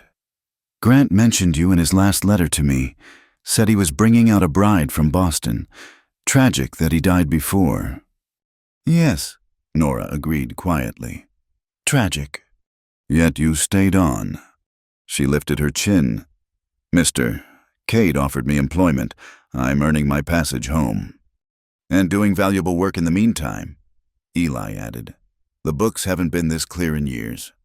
The judge nodded slowly. "I'll need to review everything, of course. But first, Mr. Cade, are you aware that Nathan Dillard has filed a claim in town?" "What kind of claim?" Eli's voice was dangerous. "He asserts that as Grant's closest male relative present in the territory, he has right of administration. He also claims..." The judge paused delicately. "He claims Miss Callahan was contracted to marry into the Dillard family, not specifically Grant. Therefore, he argues, the contract transfers to him." "That's absurd," Nora burst out. "Is it?" The judge pulled out spectacles, consulted his notes. "The marriage contract Grant filed does specify marriage into the Dillard family in several places. Poor wording, but possibly legally binding." "I didn't sign any contract," Nora said firmly. "Letters were exchanged, agreements made, but no formal contract." "No?" The judge looked surprised. "Then what Grant filed was fraudulent." "Not fraudulent," Eli interjected quickly. "Premature, maybe. Grant was eager to have everything appear proper." "I see." The judge's expression suggested he saw quite a lot. "Miss Callahan, May I ask your intentions? Do you wish to pursue any claim against the estate? No, I only want what was promised payment for my work here. Not the original bride price. She felt heat rise in her cheeks. That was contingent on marriage. Since that didn't occur, I have no claim to it. Refreshingly honest. The judge made notes. And this Nathan Dillard, has he made offers? Tom produced the morning's note. The judge read it. Frowning deepened. Harassment. Possibly extortion. He looked up. Has he threatened you directly? Miss Callahan. He's made his expectations clear. Yet you refuse him? Absolutely. May I ask why, from a legal standpoint? He added quickly at her expression. It would simplify matters considerably. Nora stood, moving to the window. Outside, the frost was melting under weak autumn sun. Judge Harrison, where I come from, women have few choices. We can teach, if we're lucky. We can marry, if someone will have us. Or we can compromise ourselves. She turned back to face them. I came west believing I was choosing marriage. It seemed the best of limited options. But since arriving here, I've discovered something. I can work, I can earn, I can stand on my own feet and look any man in the eye as an equal. Why would I give that up to marry a man I despise? The silence stretched. Then the judge smiled. Well said. Grant wrote that you had spirit. I see he understated the case. Will it be enough? Eli asked. Her refusal, will it stop Nathan? Legally, it should. Practically, men like Nathan Dillard rarely accept no for an answer. The judge gathered his papers. I'll need a few days to review everything. In the meantime, I suggest vigilance. And Miss Callahan, document everything. Every threat, every incident. Paper trails win legal battles. After he left, promising to stay at a neighboring ranch rather than the town hotel, Eli slumped in his chair. This is getting complicated, he said. It was always complicated. Nora began filing the papers they'd shown the judge. We just kept hoping it would resolve itself. Nora. His use of her name made her pause. The judge is right. Marrying Nathan would solve everything. She spun to face him. Are you suggesting I should? No. The word came fierce and immediate. God, no, I'm trying to see all the angles. Trying to figure out how to protect you. I told you, I know you don't need protection, but I need to give it. Can you understand that? She studied him, this complex man who hid deep feelings under rough exterior. Your sister, what was her name? The question caught him off guard. Sarah. Tell me about her. He was quiet so long she thought he'd refuse. Then, she was like you in some ways. Smart, determined. Thought she could handle anything. His voice roughened. She married a man who promised her the world. Turned out his promises were lies and his fists were quick. Oh, Eli. I tried to get her to leave, offered to help, but she was proud. Said she'd made her choice and would live with it. He met Nora's eyes. She died with it instead. He hit her too hard one night. By the time I got word, she was already in the ground. Nora moved without thinking. Taking his hands in hers, they were calloused, strong, and they trembled slightly in her grasp. It wasn't your fault. Wasn't it I left home, left her behind, chose my freedom over family? You were a child yourself, 15. You said, old enough to know better? Eli. She squeezed his hands. Your sister made choices. Wrong ones, maybe, but hers to make. You couldn't have saved her by staying any more than you could save her from here. Maybe, but I can save you. I don't need saving. I need... She paused, suddenly aware of how close they were standing, of his hands warm in hers. I need partnership, friendship. Maybe something more. His eyes darkened. Nora. The kitchen door slammed. Cookie's voice boomed, Ryder's coming, looks like Hutchinson. The moment shattered. Eli pulled away, checking his sidearm. "Stay inside." "Eli, please, just this once. Don't argue." She let him go, but moved to the window to watch. Hutchinson had brought a dozen men this time, all armed, but he also had someone else, Nathan Dillard. "This can't be good," Tom muttered, joining her at the window. Eli met them in the yard, backed by Cookie, Pete, Carlos, and two other hands who'd been close by. The numbers weren't good. "Gentlemen," Eli said calmly, "what brings you to Dillard Land?" "That's the question, isn't it?" Hutchinson smiled. "Whose land is it really? Grant's dead. His nephew's 1,000 miles away. Seems to me possession is 9/10 of the law. The deed's legal and filed. You know that. Deeds can be challenged, especially when there are irregularities." He gestured to Nathan. "Mr. Dillard here has raised some interesting questions about the estate." Nathan stepped forward. "I've made a generous offer to solve everyone's problems. Marriage to Miss Callahan would legitimize my claim, satisfy the family obligations, and allow for reasonable negotiations with neighbors." "You mean selling water rights to Hutchinson?" Eli said flatly. "Business is business. And Miss Callahan has refused you repeatedly. Women change their minds, especially when they understand the consequences of stubbornness." The threat was barely veiled. Nora had heard enough. Despite Eli's orders, she stepped onto the porch. "My mind won't change. Mr. Dillard, not today, not ever." All eyes turned to her. Nathan's face darkened. "You're making a mistake." The only mistake was Grant thinking he could buy a wife like cattle. She descended the steps slowly, aware of the danger but past caring. "I'm not property to be traded or claimed. I'm a free woman making free choices." "Free?" Hutchinson laughed. "You're a penniless girl 1,000 miles from home, dependent on the charity of cowboys. How free is that?" "Freer than I've ever been." She stood beside Eli now, drawing strength from his solid presence. "Free to work for my wages, free to refuse unwanted suits, free to choose my own path." "Pretty words," Nathan sneered. "But winter's coming. Accidents happen. Stock dies. Wells go bad. How long before your freedom looks like foolishness?" Eli stepped forward. "Is that a threat?" "It's reality."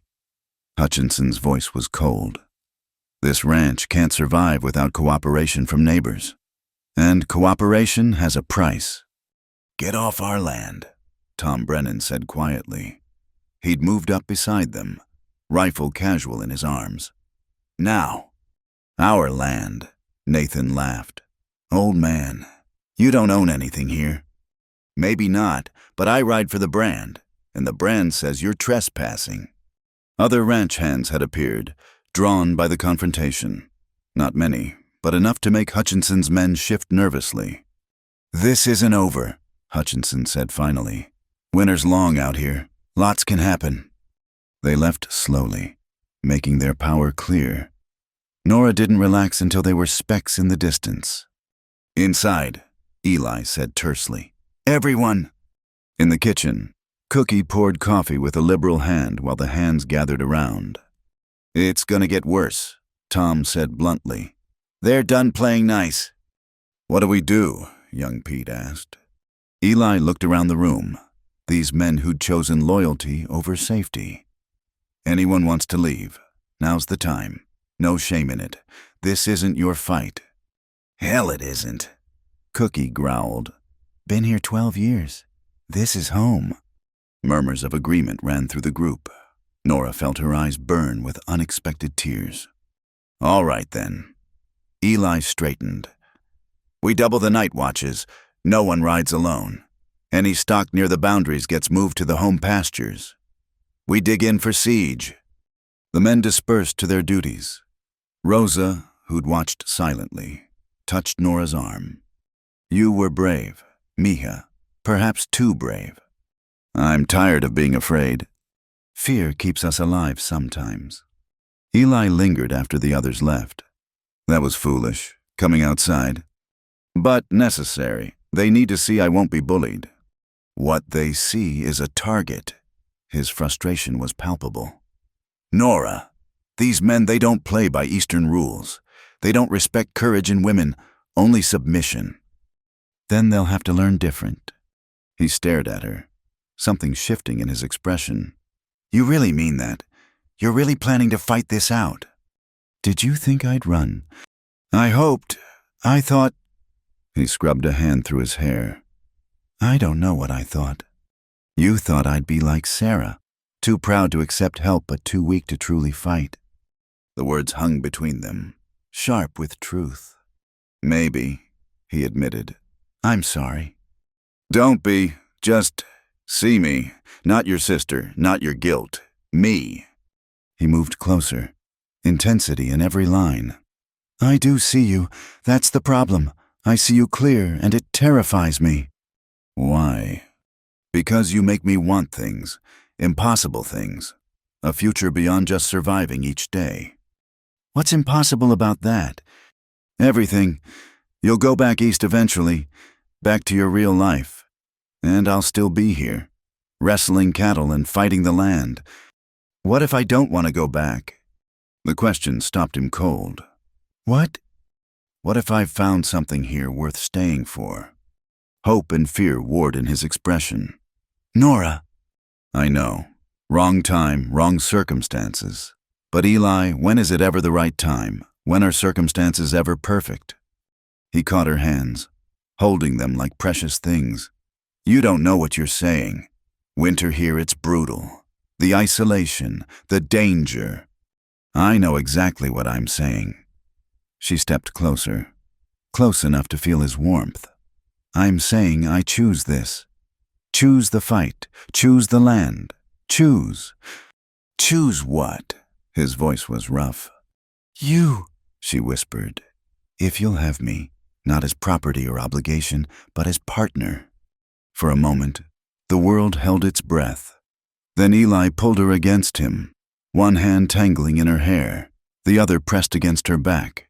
His kiss was fierce with pent-up longing, tender with newfound hope. When they broke apart, both breathing hard, he rested his forehead against hers. This complicates everything, he said. Everything was already complicated. The danger was already there. Nora.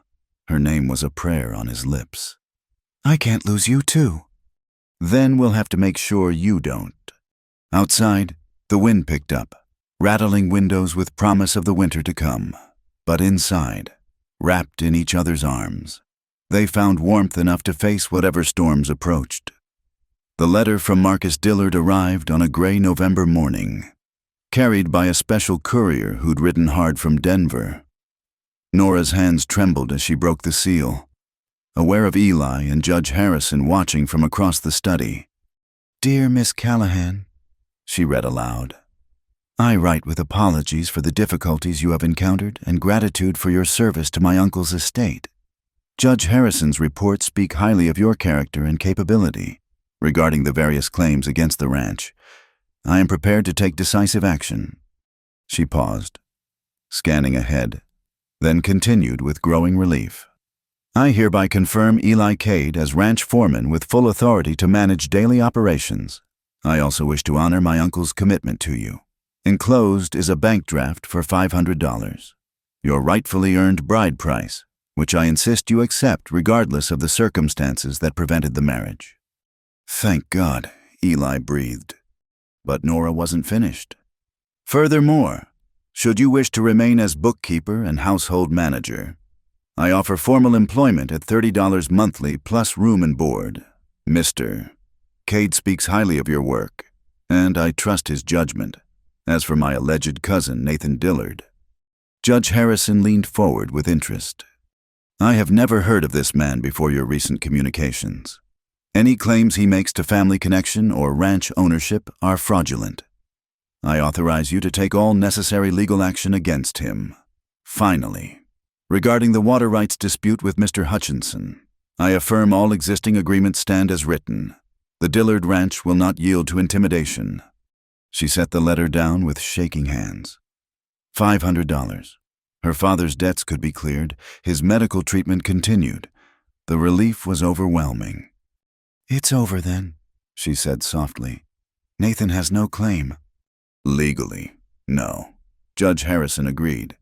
"But men like him rarely accept legal defeat gracefully. You'll need to remain vigilant." "We will," Eli said firmly.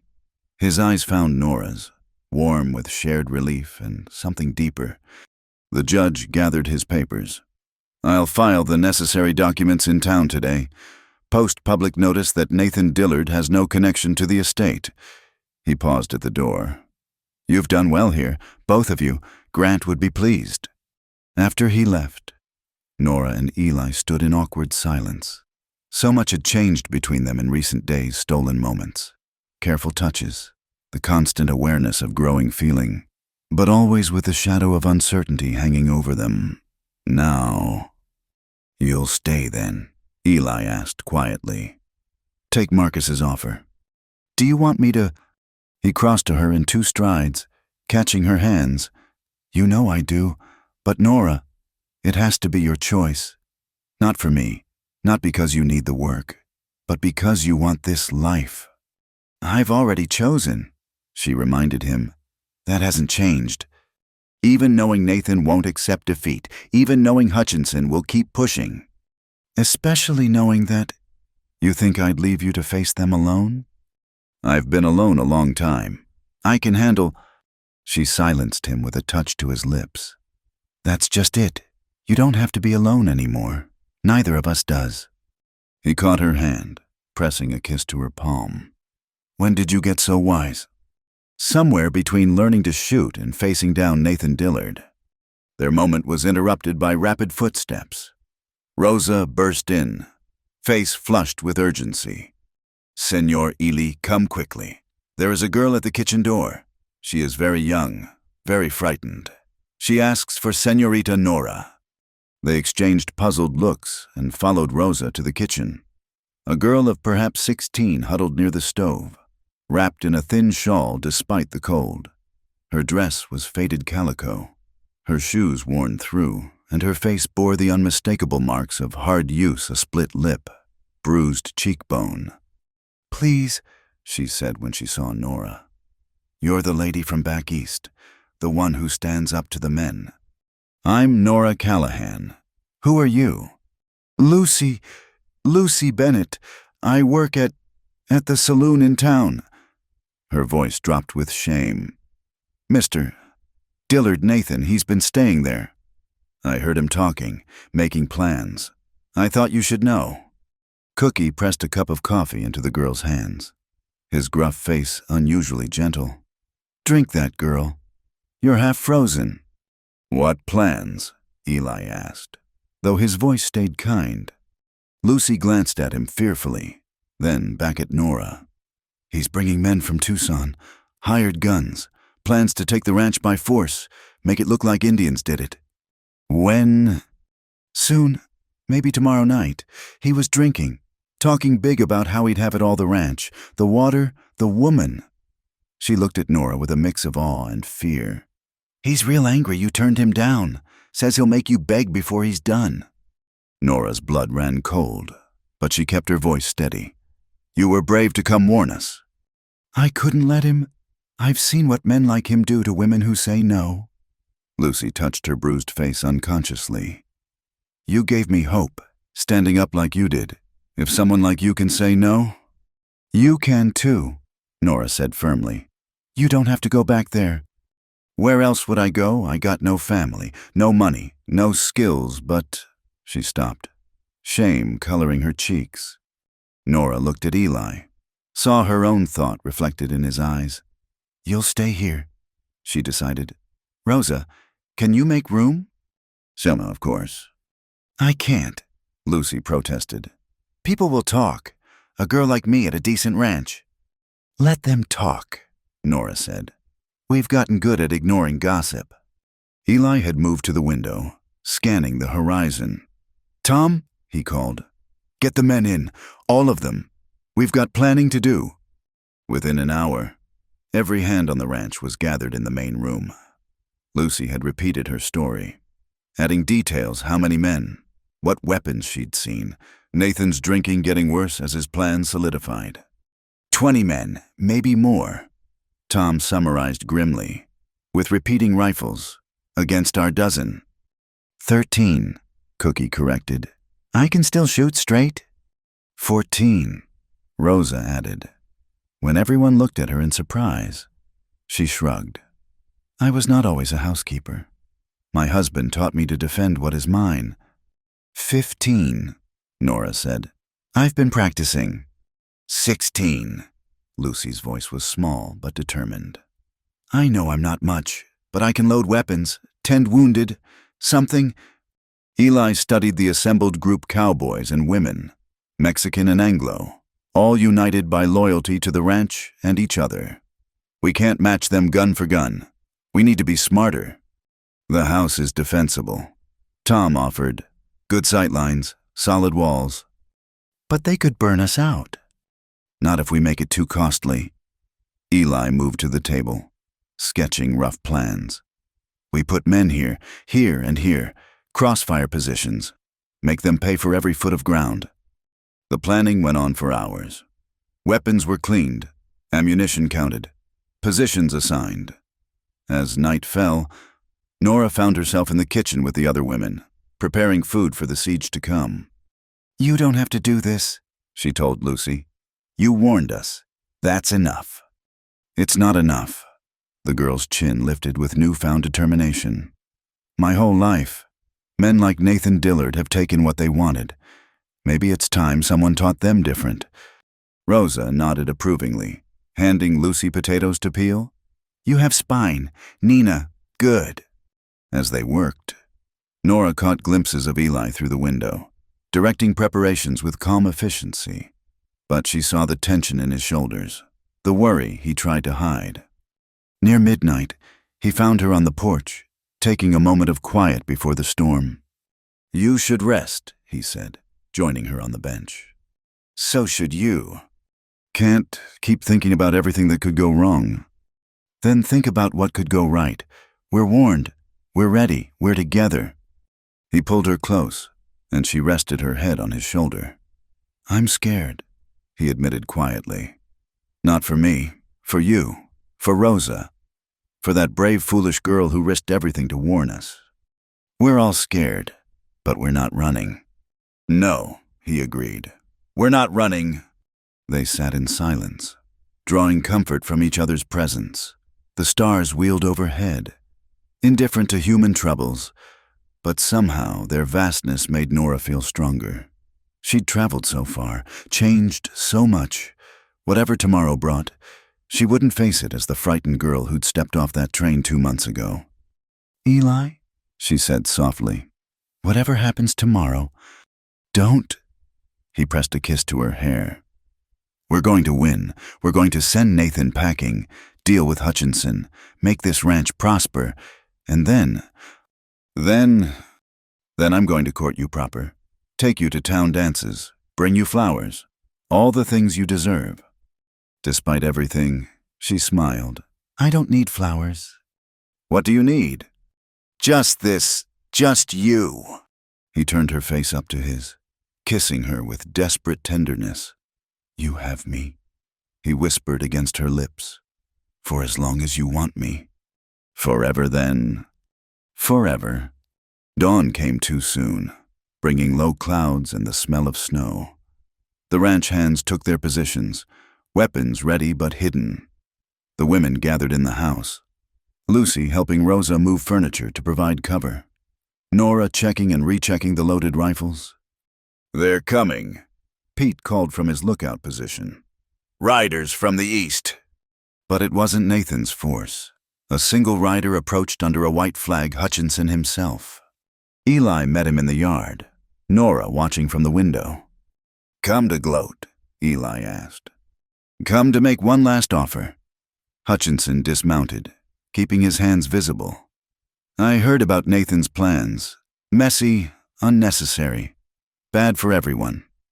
Then stop him. Why would I do that unless...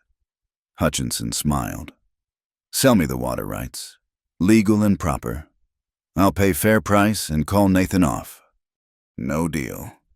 You'd rather fight risk lives for what pride? For what's right, Nora said, stepping onto the porch despite Eli's warning look.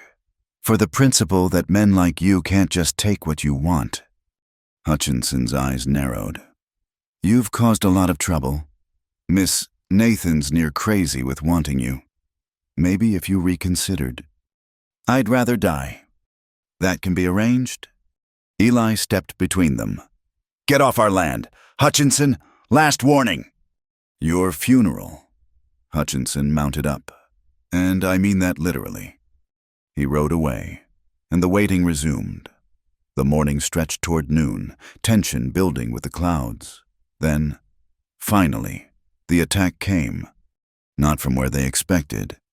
Nathan had circled wide, coming from the north where the land dipped and provided cover. The first shots caught them by surprise, shattering windows and splintering wood. Positions! Eli shouted, and the ranch became a battlefield. Nora found herself at an upstairs window, rifle steady despite her pounding heart. She drilled for this, but practice was different from men actually trying to kill you. Breathe, Rosa advised from the next window. Aim, squeeze. Her first shot went wide. The second found its mark, dropping a man from his horse. She felt sick but kept shooting. The battle raged for what felt like hours, but was probably minutes. Nathan's men had expected easy victory, not determined resistance.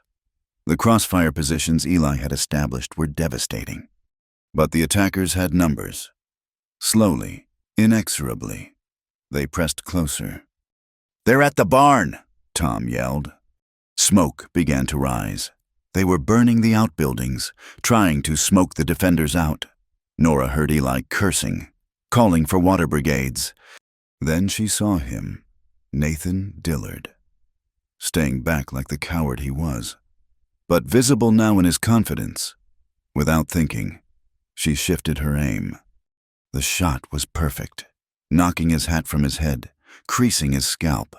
He fell from his horse, scrambling for cover, and she heard him screaming orders to fall back. That's my girl, Eli said, appearing at her side with a fierce grin. You've got him running. But the celebration was premature. Nathan's men regrouped for one last push, and this time they had fire bottles, crude grenades that shattered against the house walls, spreading flames. Out, Eli ordered. Everyone out before we're trapped.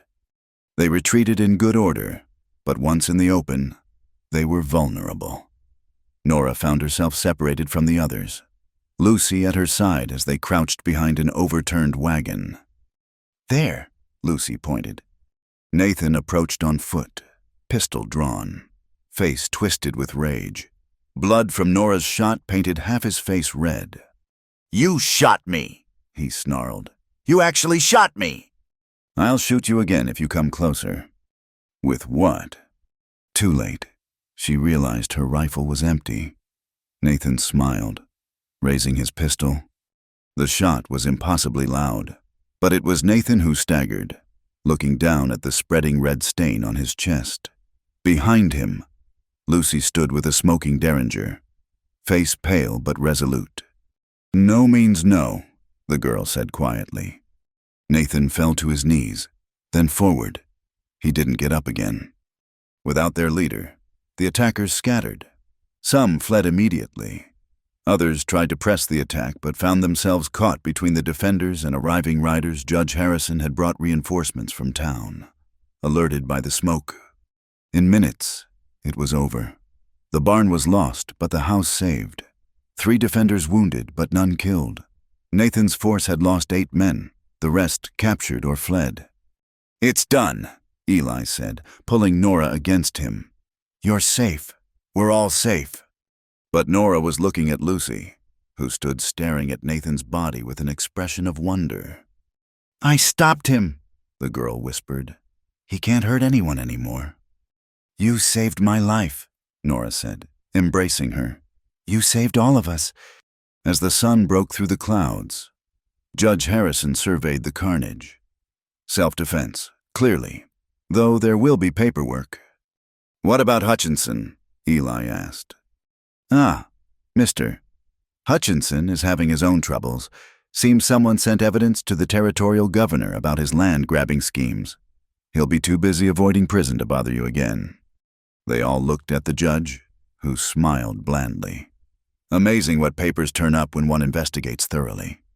As the wounded were tended and the damage assessed, Nora found herself in the kitchen with her chosen family, Eli, Rosa, Cookie, Lucy, smoke-stained and exhausted, but alive and together. So, Cookie said gruffly. What now? Now we rebuild, Eli said. Make the ranch what it should be. Together, Nora added, taking his hand. Together, the others echoed. Outside, snow began to fall, covering the scars of battle with pristine white. But inside, warmed by more than the stove, they began to plan their future, one built on courage, loyalty, and the hard-won right to choose their own paths. The girl from Boston who'd come west as property had found something far more valuable than a husband or safety. She'd found herself, her strength, and a love worth fighting for. And that, Nora thought as Eli kissed her softly, was worth every terrifying moment. Winter settled over the ranch like a heavy blanket, transforming the landscape into something both beautiful and harsh. 3 months had passed since the battle with Nathan Dillard's men, and life had found new rhythms. The barn had been rebuilt, stronger than before, and the ranch operated with quiet efficiency under Eli's management and Nora's careful bookkeeping. On this particular February morning, Nora stood at the kitchen window watching snow fall in thick, lazy flakes, her hands wrapped around a cup of coffee. She smiled as Eli emerged from the barn, his breath visible in the frigid air. "You're up early," Rosa observed, entering with fresh bread from the oven. "Couldn't sleep," Nora admitted. "Today's the day." "Ah, see, the letter to your father." Nora glanced at the envelope on the table thick with bank drafts and the letters she'd rewritten a dozen times, trying to explain everything that had happened, everything that had changed. "He'll be shocked," she said softly. "His daughter, choosing to stay in the wilderness instead of returning to civilization. But happy. Know his debts are paid. He has good doctors, and his daughter has found love." Love. Such a simple word for the complex thing that had grown between her and Eli. Not the sudden passion of dime novels, but something deeper, partnership forged in hardship, tenderness born from understanding, desire tempered by respect. "Morning," Eli said, entering with a rush of cold air. Snow dusted his shoulders and hat, making him look like something from a winter fairy tale. "Morning." She moved to help him with his coat, their hands brushing in familiar intimacy. "How are the cattle?" "Holding steady. Lost 2 calves in the night, but the rest are strong." He caught her worried look. "It's normal. Nora, winter claims its share." She'd learned this hard truth over the months that life and death walked hand in hand out here, that survival was never guaranteed, only earned through constant vigilance and back-breaking work. "Lucy's already at the books," Rosa reported. "That girl has taken to numbers like a fish to water." It was true. Young Lucy Bennett had transformed from frightened saloon girl to confident assistant, her quick mind soaking up everything Nora taught her. She lived in the house now, sharing a room with Rosa, part of their unconventional family. "Speaking of Lucy," Eli said, warming his hands by the stove, "Tom Brennan's been asking about her." "Tom?" Nora was surprised. The gruff foreman seemed an unlikely suitor. "He's not as old as he looks, maybe 35, and he's steady, kind. Could do worse. She could do better than any man who sees her past instead of her future," Nora said firmly. "Tom doesn't. That's why he's worth considering." Eli pulled her close, voice dropping. "Not everyone's lucky enough to find what we have." She leaned into his warmth, marveling still at the easy affection between them. "When did you become such a romantic?" "Sometime between watching you face down Nathan Dillard and seeing you birth a calf in a blizzard." "That was messy." "That was magnificent." Cookie's entrance interrupted their moment. "Telegraph rider coming in," he announced. "Looks official." Anxiety spiked through Nora. Official messages rarely brought good news.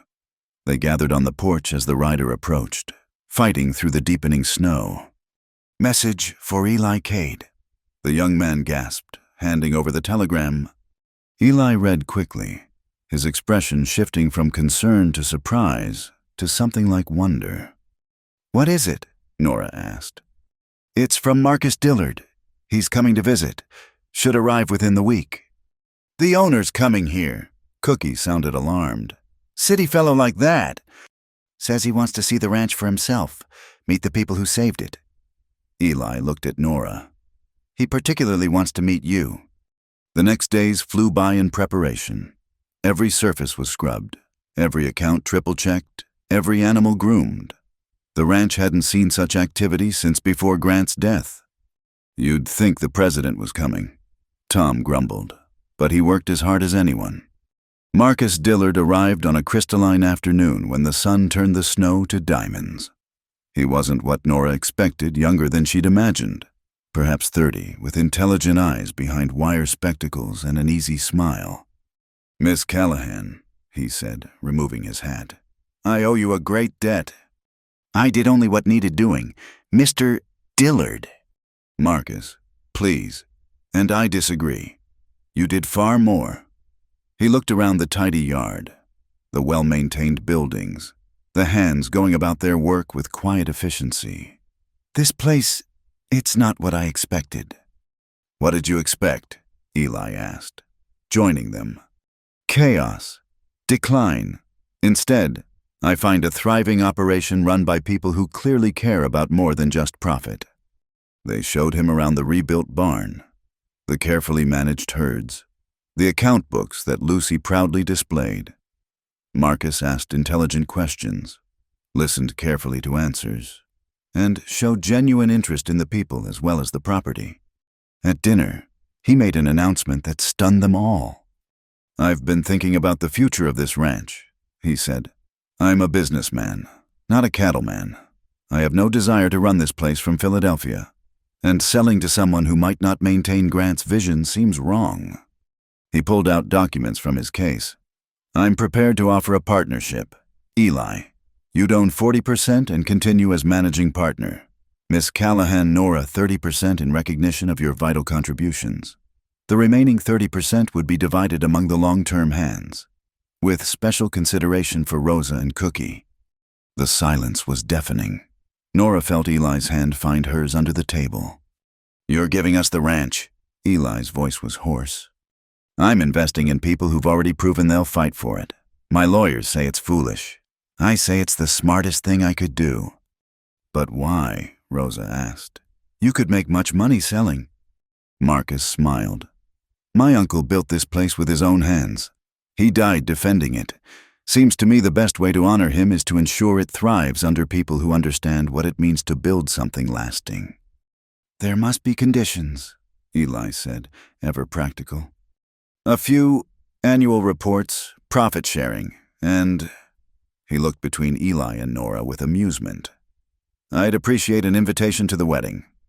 Nora's cheeks flamed. "We haven't that is—" "Haven't asked her yet," Eli admitted, then turned to face her fully. "Been waiting for the right moment."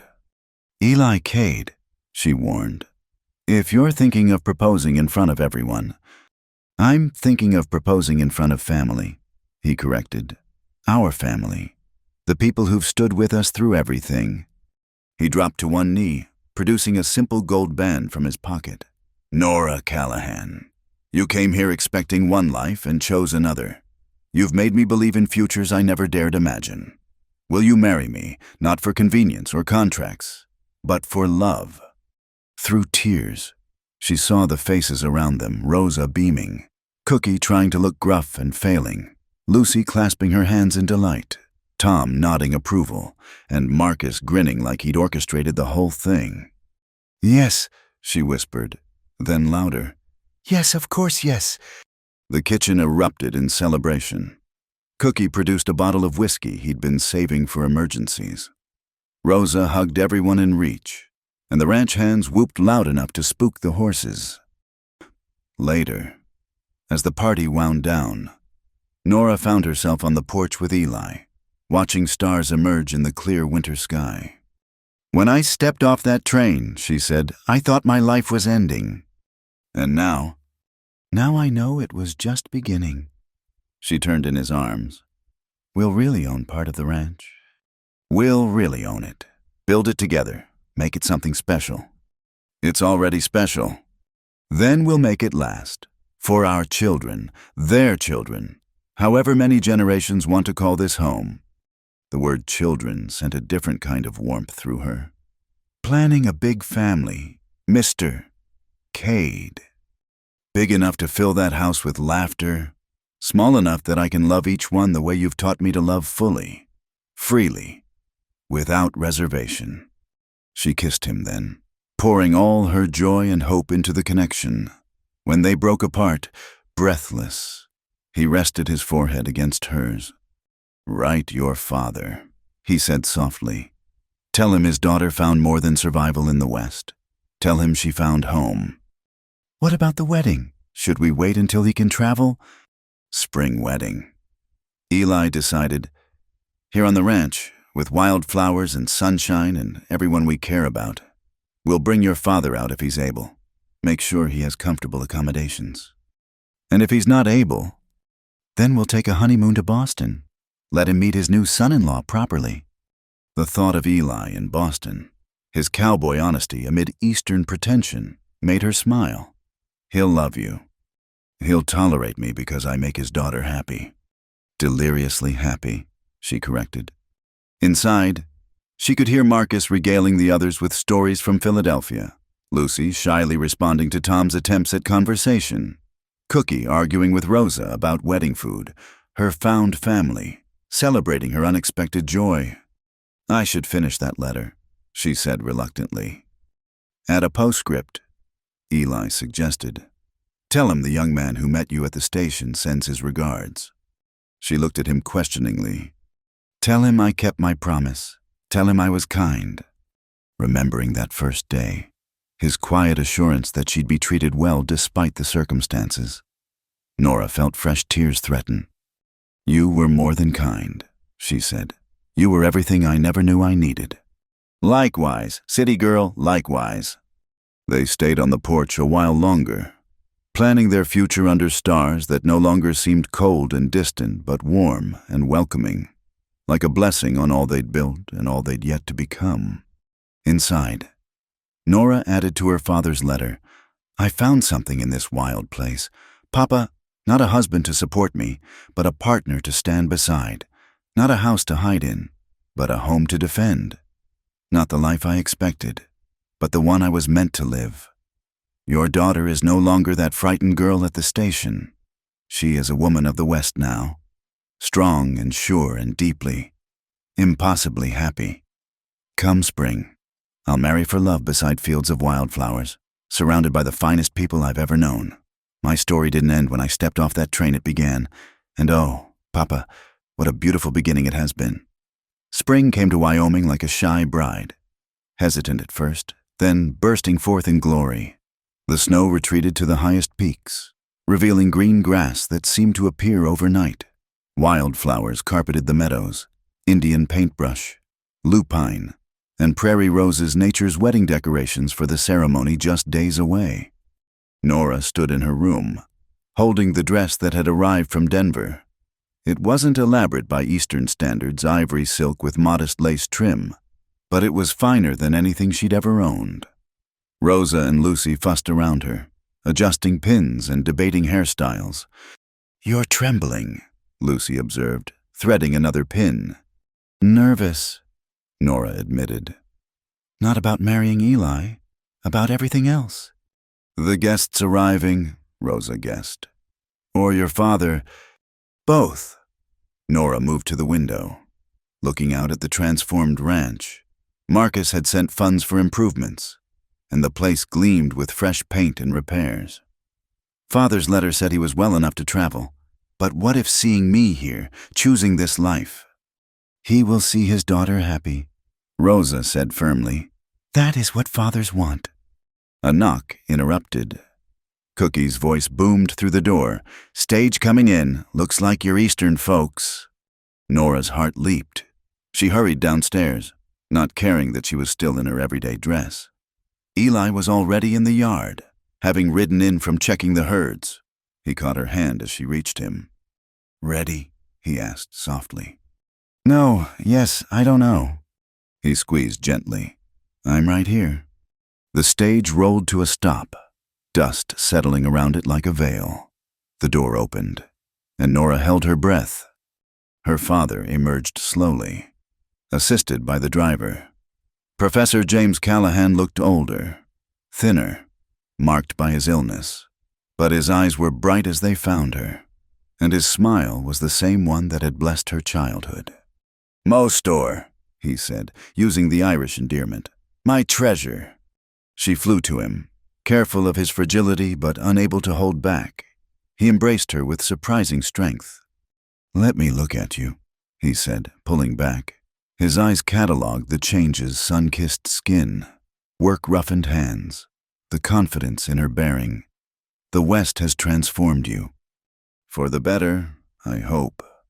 Into who you were meant to be, I think. He turned to Eli, who stood respectfully back.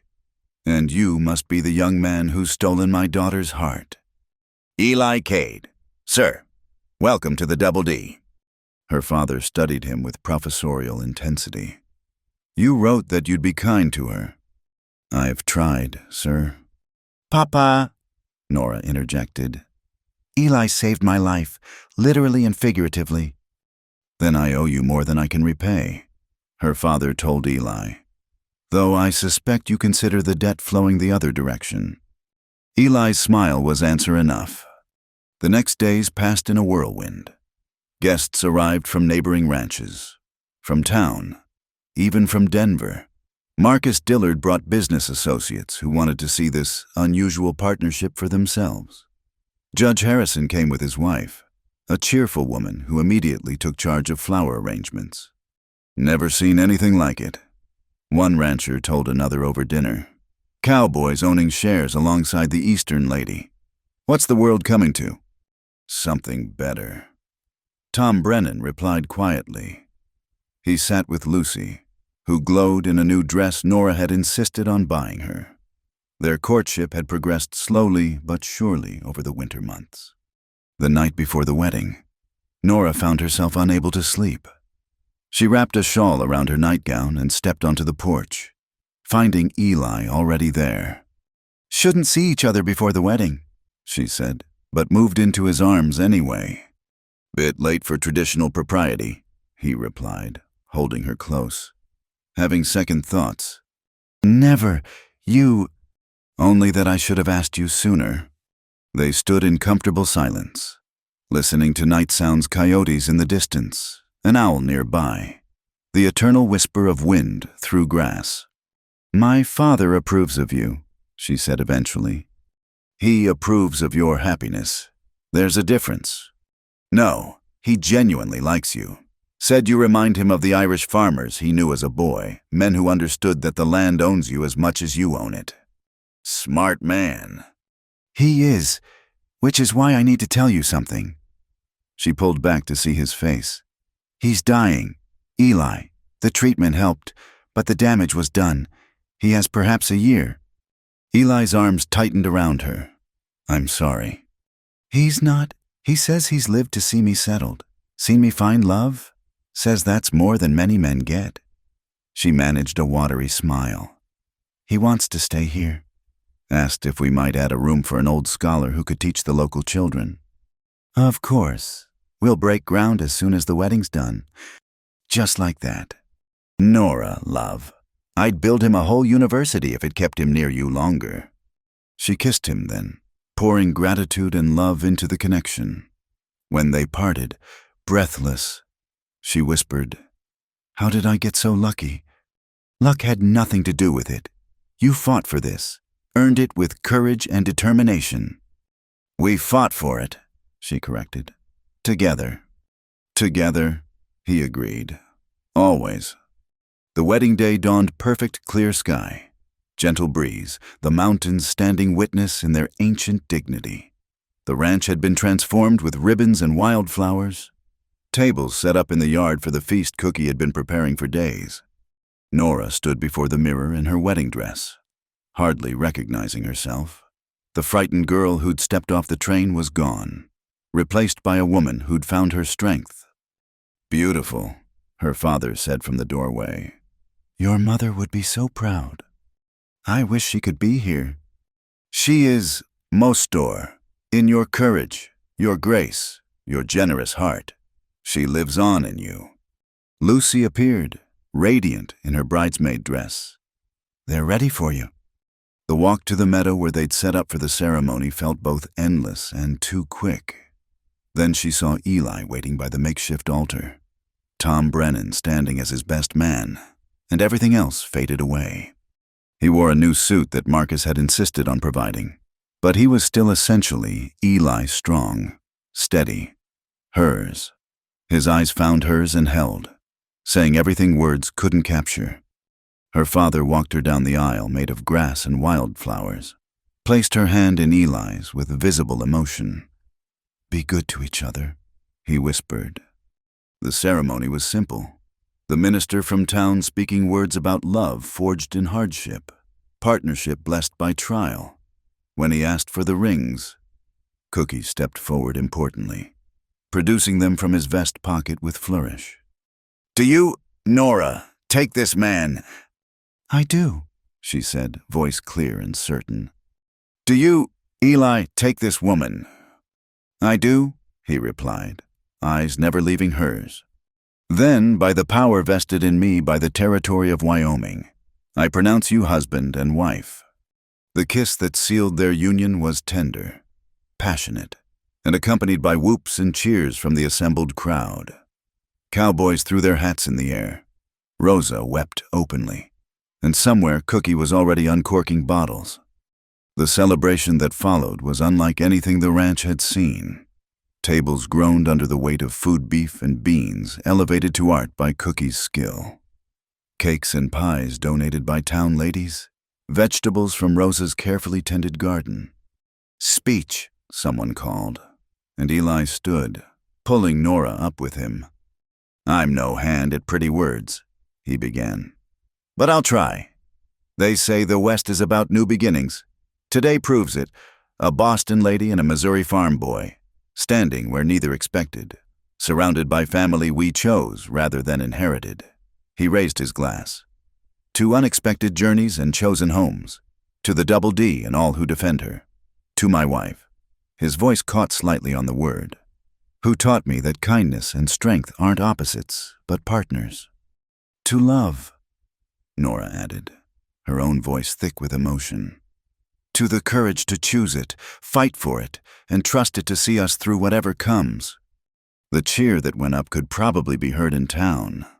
As evening painted the sky in shades of rose and gold, Nora found a quiet moment with her father. They sat on the porch, watching couples dance to fiddle music in the yard. No regrets, he asked. None. You... Only that I won't see the grandchildren grow up. At her stricken look, he patted her hand. Peace, daughter. I've made my peace with it. To see you like this, strong and beloved, mistress of your own fate, it's worth any price. I love you, Papa. And I you, Mostor. Now go dance with your husband. Create the memories that will warm you through whatever winters come. She kissed his weathered cheek and went to find Eli, who was diplomatically extracting himself from Mrs. Morrison's matchmaking attempts for her niece. Save me, he muttered, spinning her into a dance. Always, she laughed. They danced as the stars emerged, as the celebration continued around them, as their new life as husband and wife officially began. Later, there would be challenges, droughts, and harsh winters. Difficult births, both human and animal. The inevitable grief of her father's passing. But there would also be joy children who would run wild across the prairie. The ranch prospering under their partnership. The deep satisfaction of building something lasting. "What are you thinking?" Eli asked as they swayed together. "About the girl who stepped off that train, terrified of her future. And how grateful I am that she was brave enough to stay. Brave enough to choose," he corrected. "To fight, to love, to trust a cowboy who promised to be kind. Was I kind enough?" She pulled back to look at him, this man who'd become everything: protector, partner, beloved, home. "More than kind," she said. "You were my salvation." "Funny," he murmured, pulling her close again. "I was thinking the same about you." Above them, the stars wheeled in their ancient patterns, blessing the union of two souls who'd found each other across impossible odds. And in the morning, they would begin the rest of their lives together, building a legacy of love on the wild Wyoming earth that had brought them together. The girl seeking survival had found so much more. She'd found herself, her strength, her home, and a love worth every terrifying, glorious moment of the journey. 5 years had passed since that spring wedding in the wildflower meadow. The Double D Ranch sprawled before Nora as she stood on the porch, one hand resting on her swollen belly, the other shading her eyes against the summer sun. So much had changed. Yet the land remained eternal golden grass rippling like an ocean, mountains standing guard in the distance. "Mama, mama." A small whirlwind burst from the house 4-year-old Sarah, named for Eli's sister, with her father's pale eyes and her mother's determined chin. "Baby James won't share the cookies." "Because you already had 3, came a dignified voice from inside. 2-year-old James, named for his grandfather, toddled out with cookies' fresh ginger snaps clutched in both hands. "Share with your sister," Nora said gently. "There's plenty for both." "But she's bigger," James protested with perfect toddler logic. "Which means you get to show how generous you are," Eli said, appearing around the corner. He scooped James up, making the boy squeal with laughter. "Besides, Cookie's making a whole new batch." "Cookie spoils them," Nora observed, but she was smiling. "Cookie spoils everyone. Have you seen how much weight Tom's put on since the wedding?" It was true. Tom Brennan had married Lucy 3 years ago, and domestic bliss agreed with him. Lucy had blossomed into a confident woman who ran the ranch school with Nora's father during his good months and alone when his health wouldn't permit. She was also expecting their second child. Their first, a daughter named Hope, playing in the yard with the other ranch children. "The new families are settling in well," Eli reported, joining her on the porch. His hand found her back, rubbing the spot that always ached these days. "That young couple from Ohio, the Millers, they're already talking about building a bigger cabin."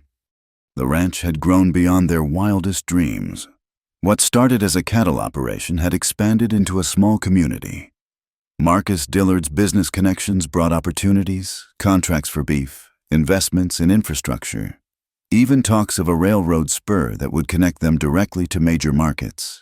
With success came people seeking fresh starts, and the Double D had room for those willing to work hard and contribute to their growing family.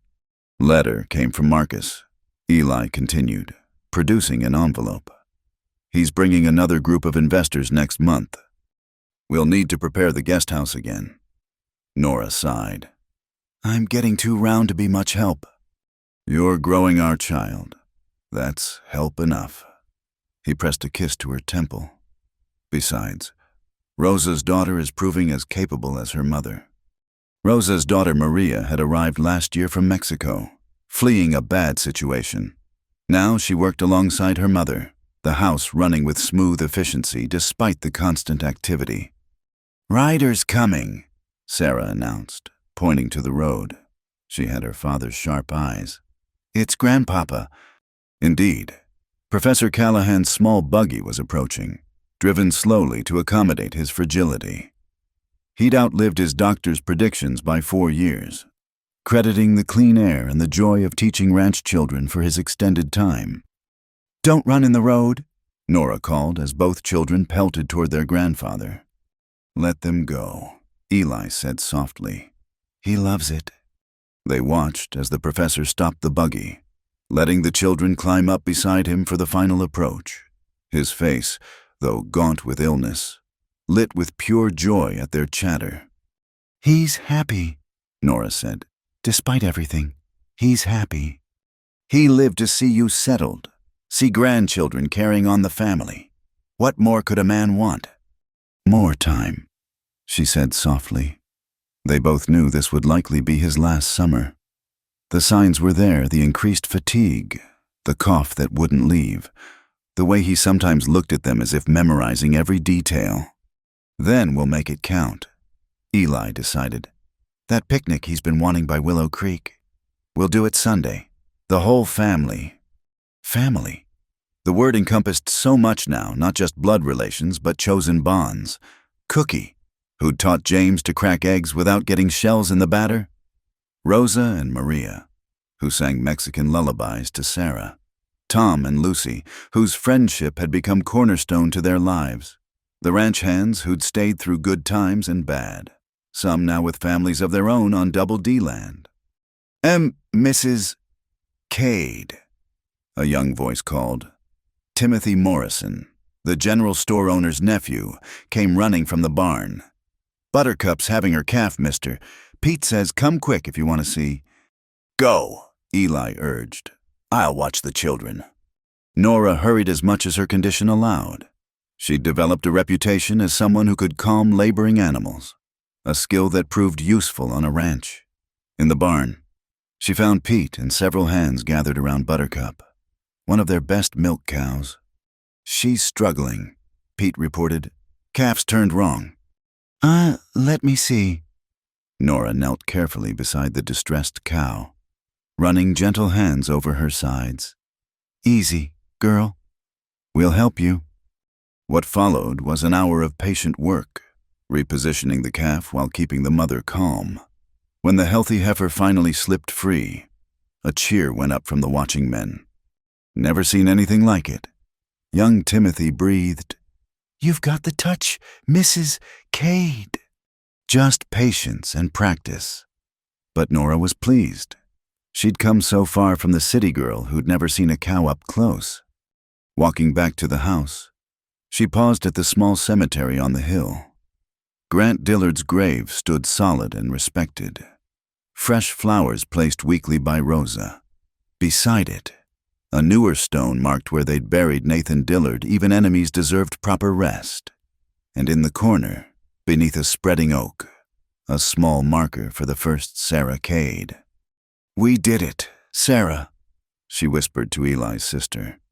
"We built the life you should have had. Your brother's happy now. Healed. I hope you know that, wherever you are." The evening meal was the controlled chaos of a large family. Her father held court at one end of the expanded table, regaling the children with stories of ancient Greece while they ate Cookie's excellent stew. Lucy tried to corral Hope while Tom discussed the next day's work with Eli. Rosa and Maria moved efficiently between kitchen and dining room, keeping everyone fed. "Tell about the train, Mama," Sarah demanded, as she did at least once a week. "Again?" But Nora smiled, settling into the familiar rhythm. "Well, I was wearing my best dress, the blue one that's in the trunk upstairs, and I was very nervous." "Because you were going to marry a stranger," James added, proud of knowing the story. "That's right, but then Papa was at the station instead," Sarah finished triumphantly. "Not Papa yet," Eli corrected gently. "Just a cowboy keeping a promise." "The best promise," Nora added, catching his eye across the table. After dinner, with children tucked in bed and the evening chores complete, Nora found herself in the study where it had all began. The room looked different now, children's drawings decorating the walls. A comfortable chair where her father often sat to rest between lessons. The desk neat with Lucy's precise bookkeeping. "Remember when you first saw this room?" Eli asked. joining her. I was terrified. All those ledgers, the responsibility, the uncertainty of everything. And now I can't imagine being anywhere else. She moved to the window, looking out at their domain. Lanterns glowed in various cabins, families settling in for the night. We've built something amazing here, Eli. We have. He wrapped his arms around her from behind, hands resting on her belly. And still building, this little one, the railroad coming, the school expanding. Your father's talking about bringing in another teacher from the east. He's planning for when he's gone, Nora said quietly, making sure the school continues. It will. Everything we've built will continue. That's what family means, something that outlasts any one person. The baby kicked, making them both smile. Active tonight, Nora observed. Taking after his mother. Her mother, Nora corrected. I'm certain this one's a girl. Another Sarah. I was thinking Eleanor. For my mother, if that's all right. It's perfect. He turned her in his arms, studying her face in the lamplight. You're perfect. Hardly. I'm swollen, tired, and I snapped at Cookie this morning about the salt pork. Perfect, he repeated firmly. My brave Boston bride who became a Western woman, who faced down gunmen and drought, birthed calves and children, turned a failing ranch into a thriving community. I had help. We all had help. That's the point. He kissed her gently. That's what you taught us that together. We're stronger than any of us alone. A soft knock interrupted them. Rosa peered in. Senor Professor asks if you could come. He wishes to speak with you both. They found her father in his room, propped against pillows, a wooden box beside him on the quilt. Ah, good. His voice was weaker these days, but still warm. I have something for you. Call it an early inheritance. He opened the box, revealing letters, photographs, and a small leather journal. Your mother's, he explained to Nora. Her journals from when we were young, just starting out. I thought you might like them. To see that uncertainty in love is universal, that building a life together is always an act of faith. Nora took the journal with trembling hands. Papa! I won't see this next child born, he said gently. We all know that, but I'll go knowing my daughter is loved, protected, fulfilled, that she's created something lasting on this wild earth. He reached for both their hands. You've given me years I shouldn't have had. Let me see wonders I never imagined. An old scholar teaching ranch children, watching his daughter bloom into strength, seeing grandchildren who'll carry our stories forward. We love you, Nora whispered through tears. And that love will outlive us all. That's the miracle. Most store. Love outlives everything. Later, curled together in their bed, Nora read from her mother's journal by lamplight. Young Eleanor Murphy writing about meeting a penniless Irish scholar. The scandal of their courtship. The joy of their simple wedding. James promises we'll have adventures. She read aloud. That our life together will be anything but ordinary. I believe him. When you love someone truly, even washing dishes becomes an adventure. Oh, wise woman, Eli murmured against her hair. She would have loved this place, the bigness of it, the possibility. She lives on in you, in our children. His hand curved protectively over her belly. In all the generations who'll call this ranch home. Nora closed the journal, blowing out the lamp. In the darkness, she could hear the familiar night sounds, wind in the grass, horses shifting in the barn, a coyote calling to its mate, home sounds, family sounds.